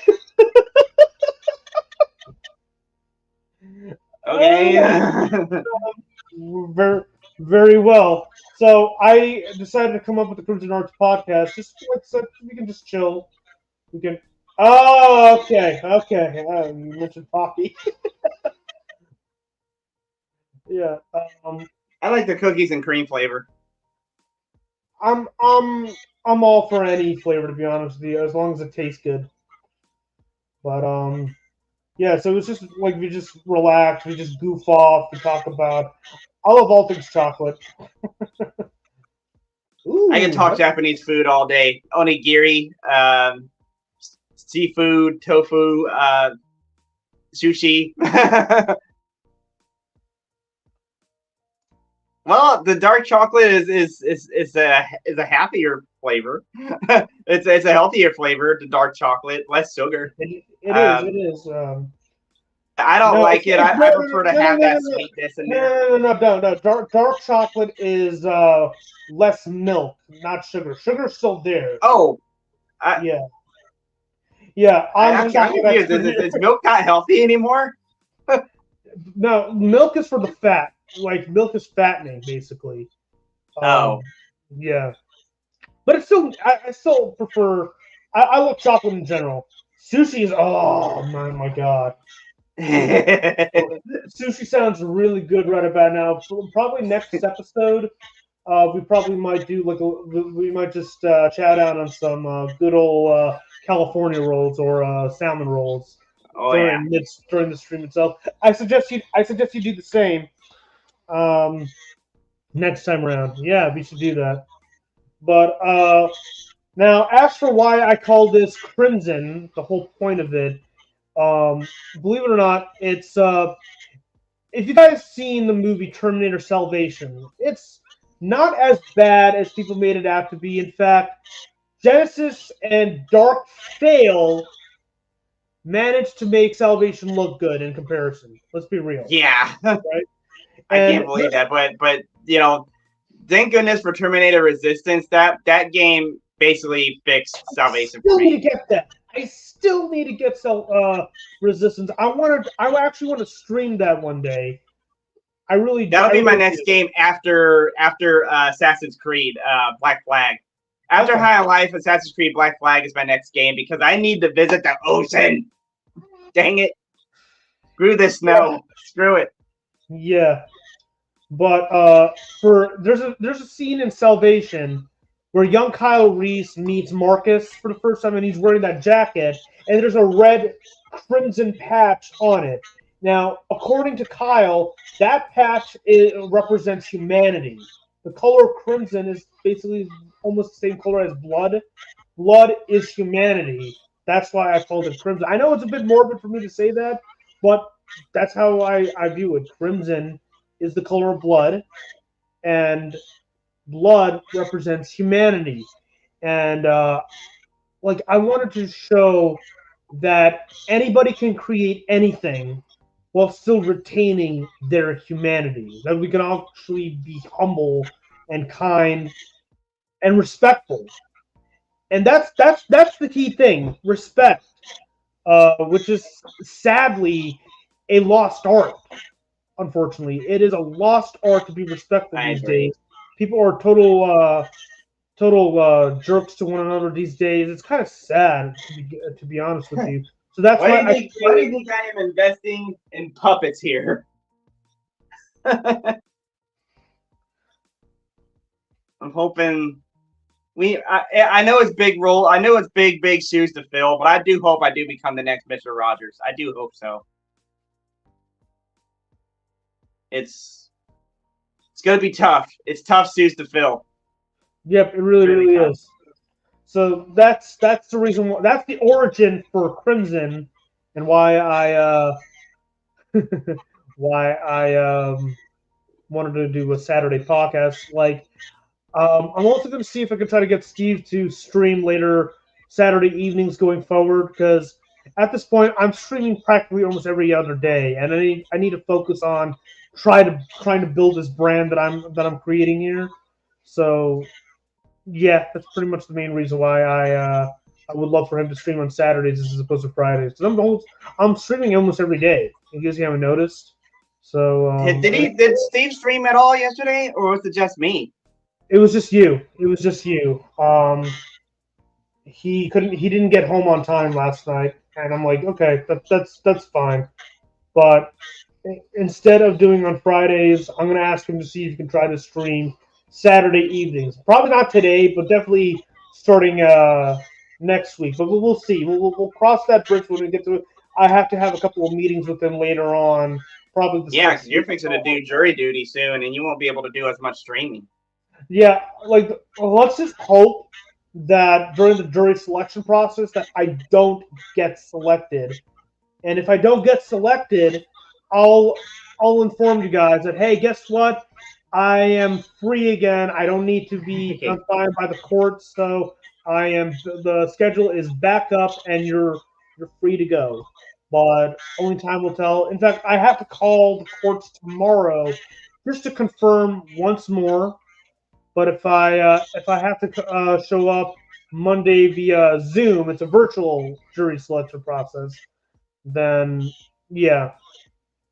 Either way, I'm not happy about this at all. This is the worst. Every person I've talked to, luckily my disability prevents me from being selected because I have yet to receive a jury duty letter, and I think that's because I'm on Social Security disability. But from every person I've talked to, including my mom, they all hate it. They all hate it.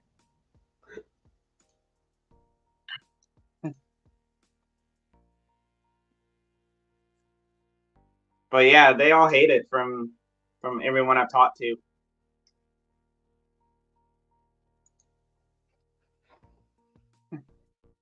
But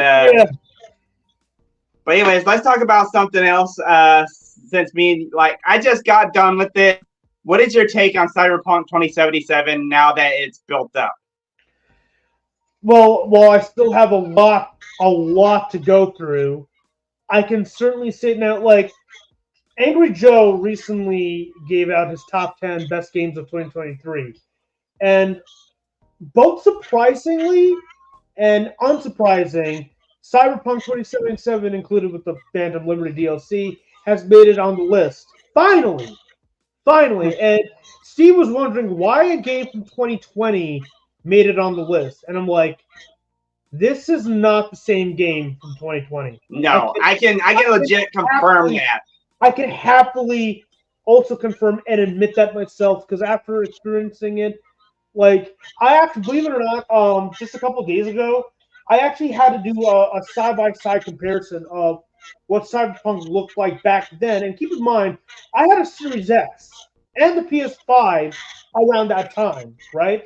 And, like, back then, it looked pretty bare bones. Like, it didn't look how it is now. It looks and plays phenomenally. I can 100% confirm that. Especially, yes, I know you've been joking around the whole blue screen pause, the blue pause screen and whatnot, which is outright stupid. I am waiting for Streamlabs to connect with PlayStation 5, because so far I'm able to use Streamlabs console for Xbox games, but unfortunately, it's taking. Hold on a moment.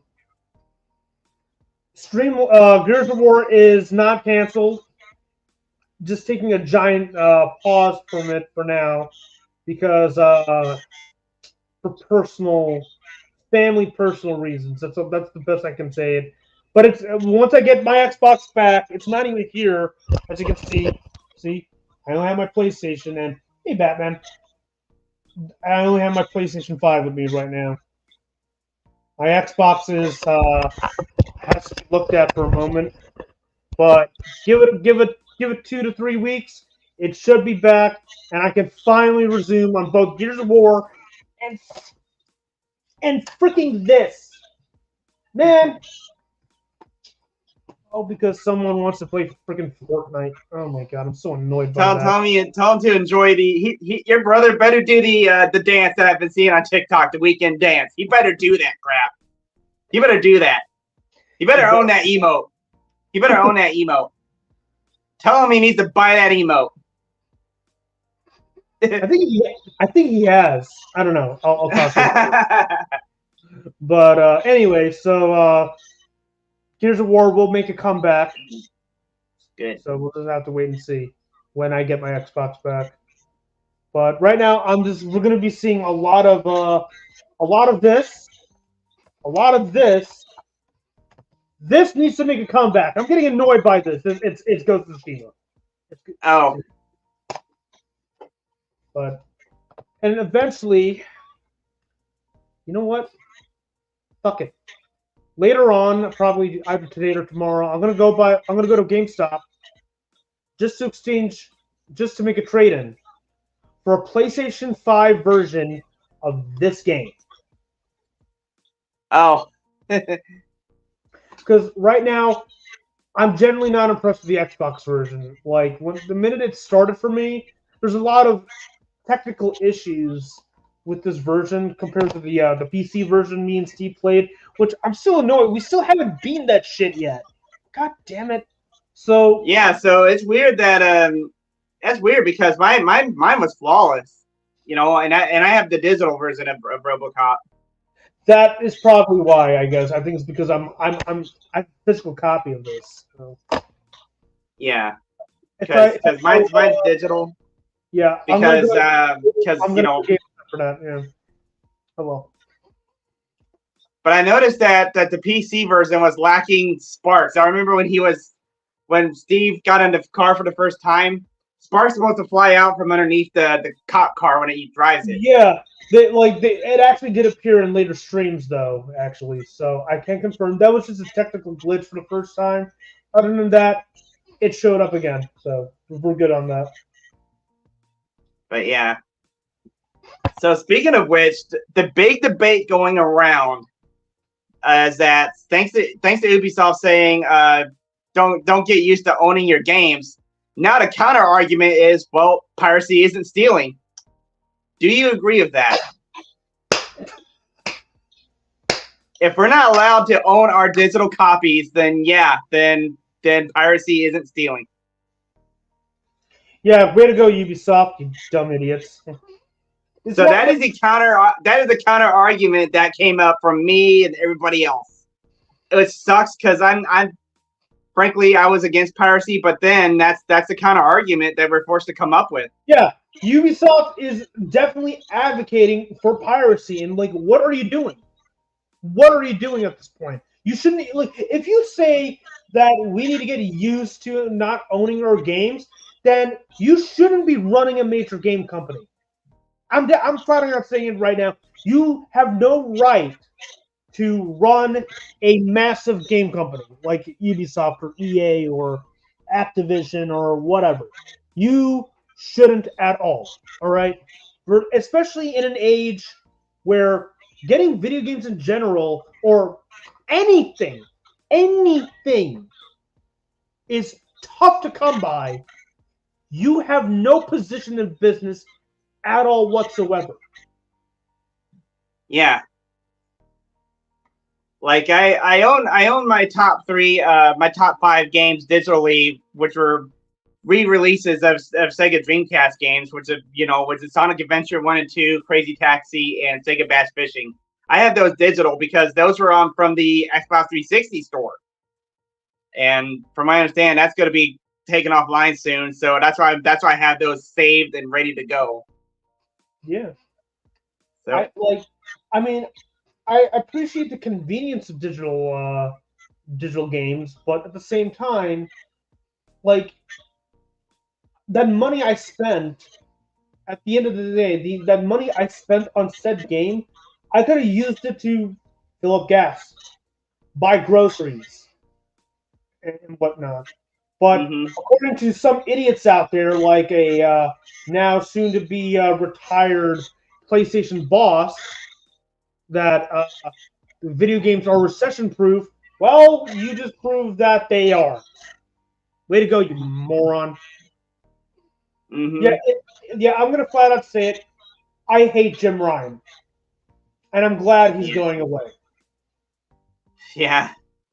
Ideally, he should have been gone years ago, honestly. Like, he shouldn't be retired. He needs to be I agree because the PlayStation reads my webcam. It's capable of doing it. It read it. It just won't let you. Yeah. You need to have the PS5 HD camera. Yeah. Like, this, what I've been using, this right here, this, what I have been using for years, for weeks now, right, works masterfully on my PC, my Xbox, but it's not going to run on PlayStation 5. Are you serious? It'll read it. So therefore it's capable. It just won't. No, they want you to spend $50 per. And what's even crazy? This webcam that I bought on Amazon. Guess how much it costed me? About $20. Hold on a moment. Let me look at my expenses here. Webcam. This.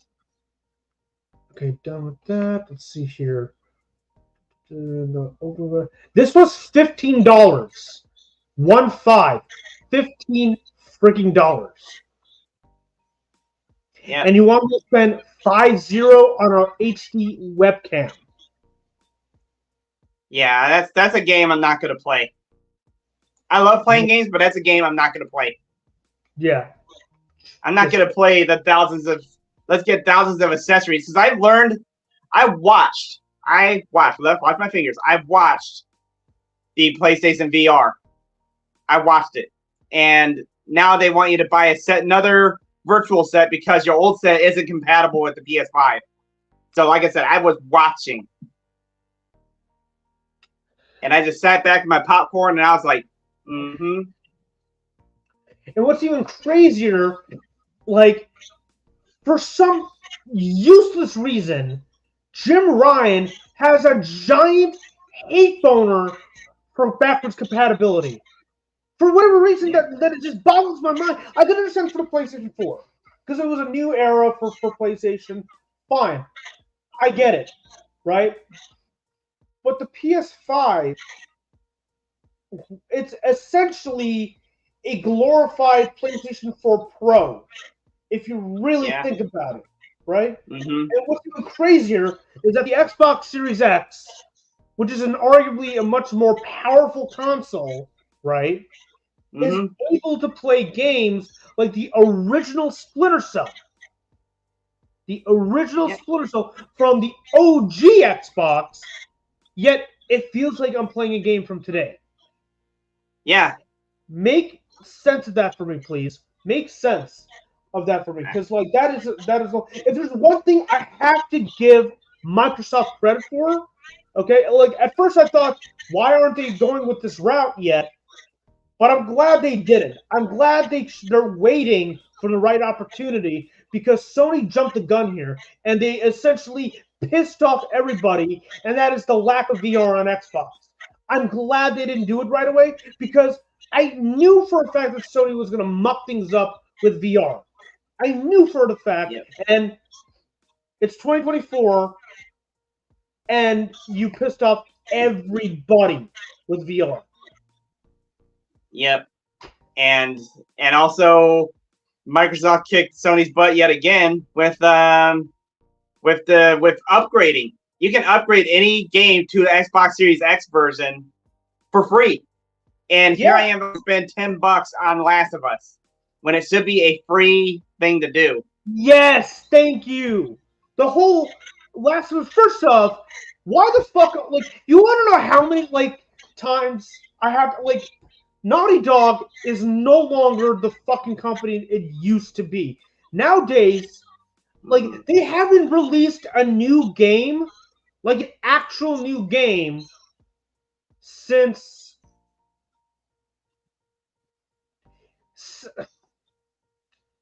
2013. No. I take it back. Since 2015, when Uncharted 4 came out. Or whenever Lost Legacy came out, they need to make a new game. They gotta stop re-releasing the same crap. Like, you want to know how? Let's do a little bit of a hat count, okay? We got 4 versions of the original Last of Us, right? We got the one from 2013 for the PlayStation 3. We got Last of Us Remastered for the PlayStation 4. We got We got Last of Us Season 1 on Max, right? And the Last of Us Part 1. That's 4 versions of The Last of Us. And then they nerfed it to where if you own the remaster version like me, it's no longer fun.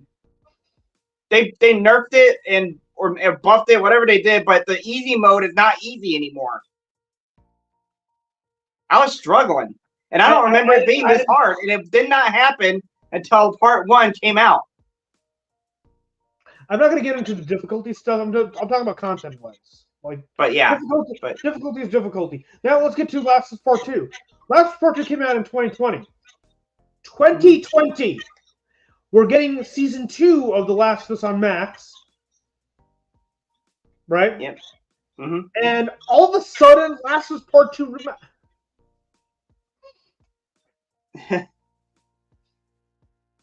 This does not need to be remastered. If they want to remaster something so freaking badly, focus on Jack and Daxter. Fuck a remaster. Get a new Jack and Daxter game in general. I want a new Jack and Daxter. I'm tired of this realistic cinematic crap that Naughty Dog has started. Like, I appreciate it when it first started, but now it's gotten seriously fucking old. And arguably, this is a better game. This is a better Last of Us experience than that of Naughty Dog. I'm dead fucking serious when I say that. Yeah. See, even Ruscio agrees. It's a great game. So, yeah. Woo. Well, that's why I wanted to get this out of the way. But yeah, I will be the guinea pig.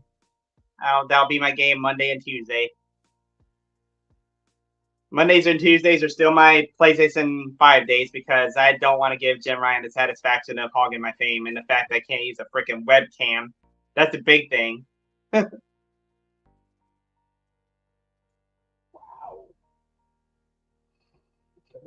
I am celebrating the ones that deserve it, you know?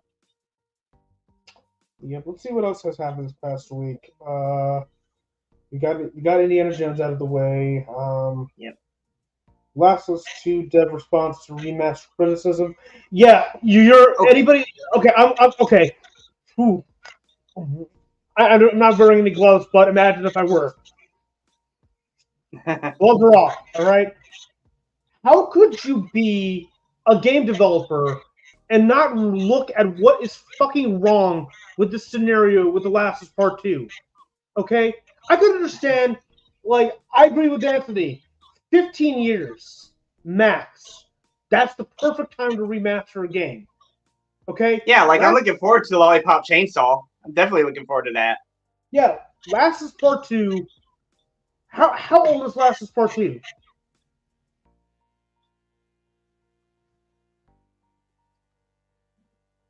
Four years. 4 fucking years. Wow. And you don't see a problem with that? I do. It's too new. It's too new. Hell, you want to know what also came out the same year as Last of Us Part 2?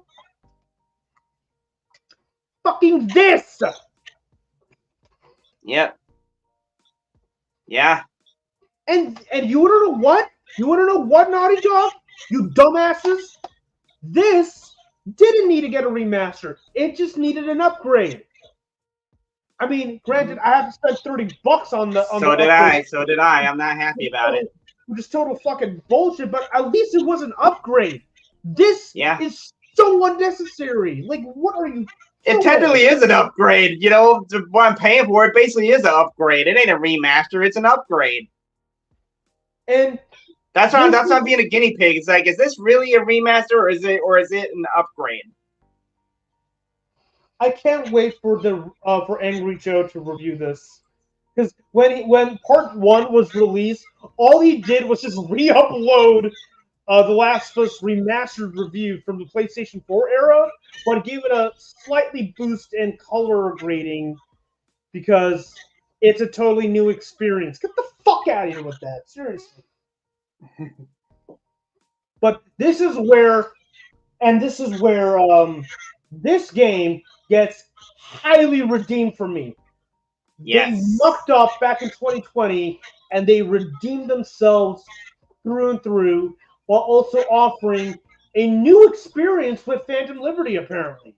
Yes, Phantom Liberty was a new experience. It's not a sequel. This is a legit expansion. It is a legit expansion. Something I haven't experienced in a long time. It is an expansion. I don't care anymore. I'm abandoning Naughty Dog. It's a shame, because Naughty Dog was the company to actually encourage me to play more PlayStation games back in the day. Like, okay, let's dial it back to circa 2009, 2010, right? And I was like, I had the Wii, the 360, and the PlayStation 3, right? And they were all meant for different purposes. The Wii was for, like, you know, physical activities with the Wii motion sensor and all that. PlayStation 3 was our Blu-ray player. It was the most expensive at the time, right? And the 360 was for gaming. And as you could probably expect, I got the iconic Red Ring of Doom. My Xbox was gone, and we could have called up Microsoft to get a replacement, but it was at that point I'm like, you know what? I could care less. Let's see if I can actually use the PlayStation 3, because not only is it a Blu-ray player, but it's also a game system, right? But I had no idea what games to play on the PlayStation, and I have outside of going to friends' houses to play on the PS2 at the time, I've never ever actually owned a PlayStation console before. I never played any game, so I was I was going into this blind. So the only game I had was a Tony Hawk Pro Skater for PS3 at the time. Okay. Nothing else. So one of my friends, who's actually more on Xbox side, actually showed me the opening to Uncharted 2, which is the train sequence and whatnot, and I was floored. I was downright floored. Like, this is a game? This looks incredible, even for PS3 at the time, right? So I worked up the courage to ask my and this is around a time where I couldn't buy games for myself. My dad had to get it for me. So he got me a copy of Uncharted 2, and I couldn't stop playing this thing. This is one of my favorite games of all time, and it still is. And I'm looking. I'm trying to figure out what the fuck happened to my Nathan Drake collection copy. I'm annoyed about that right now, but I'll find it later. But yeah, I loved Uncharted 2, and I wanted to see how this franchise started. So I ended up getting Drake's Fortune and so on and so forth. I loved Naughty Dog for how adventurous they were with their games. And Last of Us, admittedly, is a great game. It's a landmark title. But ever since then, they've done nothing but make the same game over and over again in less than impressive degrees.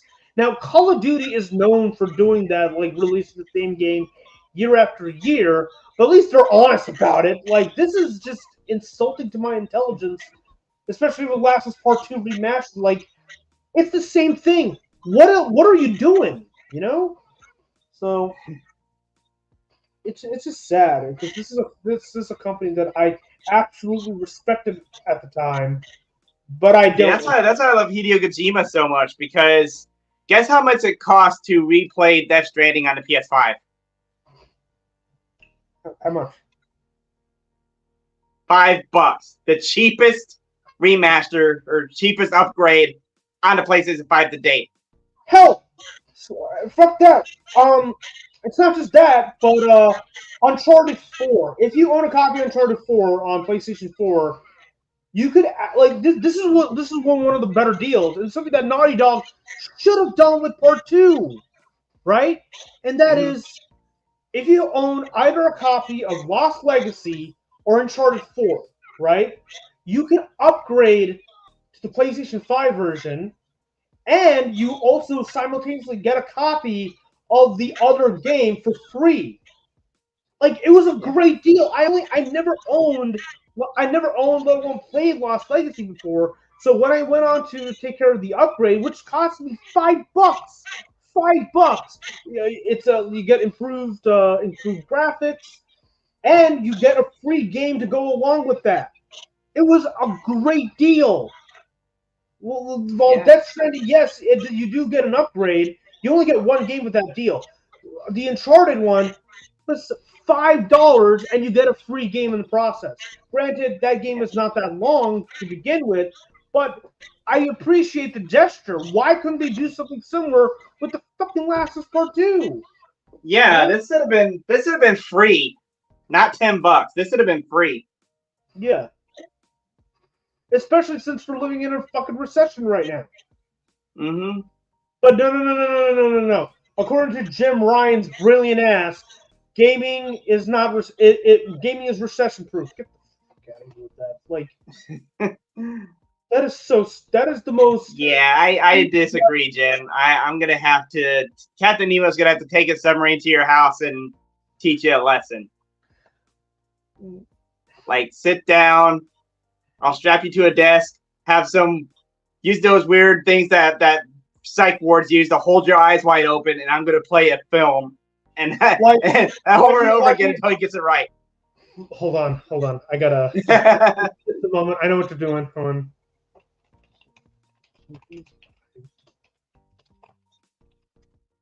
Hold on. Make him a mind-controlled zombie. Hold on a moment. Oh, wait, didn't mean to do that. Let's see here. Present, share screen. I gotta do this every time I do this. Okay. There we go. And here we go.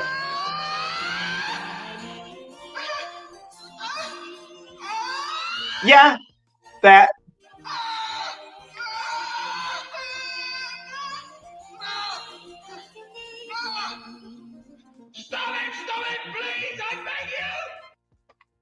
Yeah, Jim Ryan needs to do that. He needs that lesson. Anyway, so let's move on to something a little bit more funny for a moment, okay? Okay. So there's a YouTuber by the name of Daniel Thrasher, and he made a series called when he writes songs, when he accidentally writes songs that already exist. So how it started was he was randomly fiddling around with the piano, right? And all of a sudden, there's something very familiar about this one tune that he was playing, and then he realized he was playing the Office theme. And so that's where he prompted to create this little series of videos called "When He Accidentally Writes Songs That Already Exist." So let's just let's have some fun, shall we? Let's watch this together, shall we? Okay, so your assignment last week was to write an original piece for me. Let's hear it. I've actually been cooking up a little something that I'm pretty proud of.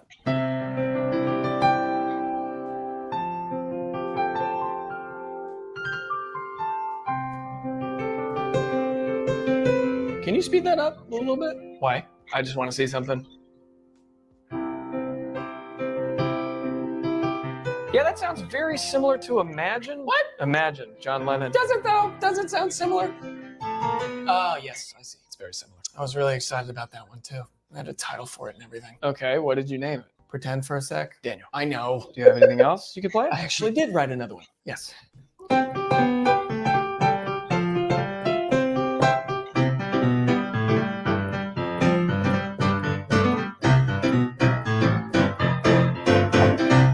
Sorry, could you slow this one down?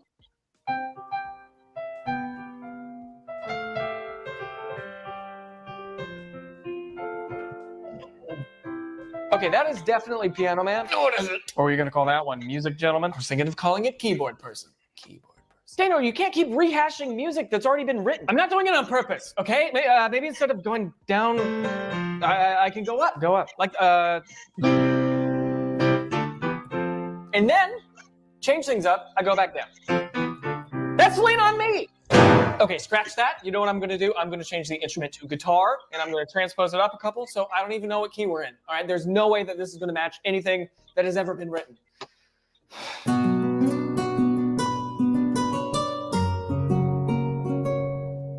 Don't.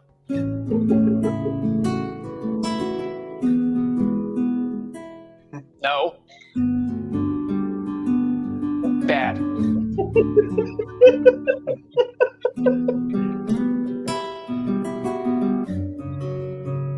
You know what that is. Welcome to the LA Bed and Breakfast. Play anything else. F.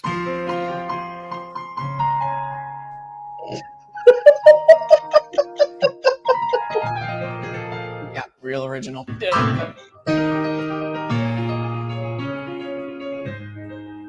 This is something new, something you've never heard before, and I have to go. Wait! Yes, I know. I have something original inside of me, okay? I can feel it! Okay, but if the next thing you play is an internationally known song, we're gonna stop taking lessons. That's what we're gonna do. It won't be because you get to pick the key now. Okay, but you have one shot, all right? Give me a key. E major, easy. E major, so what I'm gonna do, I'm gonna invert it on the right hand a little bit. Okay. Give it some variety, and on the left hand, I'm just gonna, all right, bass it up, give it some bounce. No, you know? Maybe I'll move it up to B. Maybe give it a C sharp. And right about here. Daniel, stop. This can't already be a song, can it? You know exactly what you're doing. I can't stop. Once my hands start going, I can't stop. Just a small time, girl! It's a bop, though. It is a bop. Okay, so that's it for now. Those remind me of the pitch meetings. Have you ever seen those skits? Yeah, I have actually. I know what you're talking about. Yeah, the Book of Boba Fett pitch meeting got me good because I was like, dang it, it's so true. It's so true. Book of Boba Fett. Anyway, is there anything else I need to bring up here? Or I think we met our quota for today. Yeah, because you've been going for 2 hours and I'm at 68% for my phone since I began 100%. Yeah, so I need to recharge my phone. Yeah, you go ahead and do that. I'm pretty much going to be ending the podcast here. And I emphasize if Steve is able to stream tonight, later tonight for whatever he wants to stream, we'll spread via social media and all that. But if he isn't, then I'll be happy to resume with more Cyberpunk late night at 11:45 p.m. So, all right, and I'll be on at 2:30, 3:30 Eastern for more High on Life. I definitely got to show you. I got to send you the flute guy after this. Yeah, and don't do drugs, kids. That's all I can say. Yeah, don't do drugs. Yeah, especially don't use humans for drugs, for crying out loud, because that's disgusting. Anyway. Yeah. But join me for that, for more wackiness and High on Life. What? Don't do drugs. Don't do drugs, kids. Anyway, so yeah, that should be it for now. Tune in next week for the next episode of the Crimson North podcast. Everything is pretty much improvised, as you can see. There's nothing scripted at all. Everything comes out in full tangents. Though the time limit I set out for is 2 p.m., but we could end even before that, So thank you all so much for joining for the second episode. I gotta say, it is a massive improvement over last week. Last week was a disaster, but I was really, really impressed. I was really surprised with how well things were for today. Hopefully, if the weather and my jury situation isn't bad, I will return eventually, and hopefully next week, Steve will be in the same room right behind me. I'm not going to show my orders right now, but until then, you all take it easy. Tune into Captain Nemo Gaming for his later streams today. So, and you, Mike. We'll see. I got to figure out what to do. Anyway, that's it for now. Thank you all so much, and I hope you all have a wonderful rest of your days. Take care, everybody. Sayonara desu.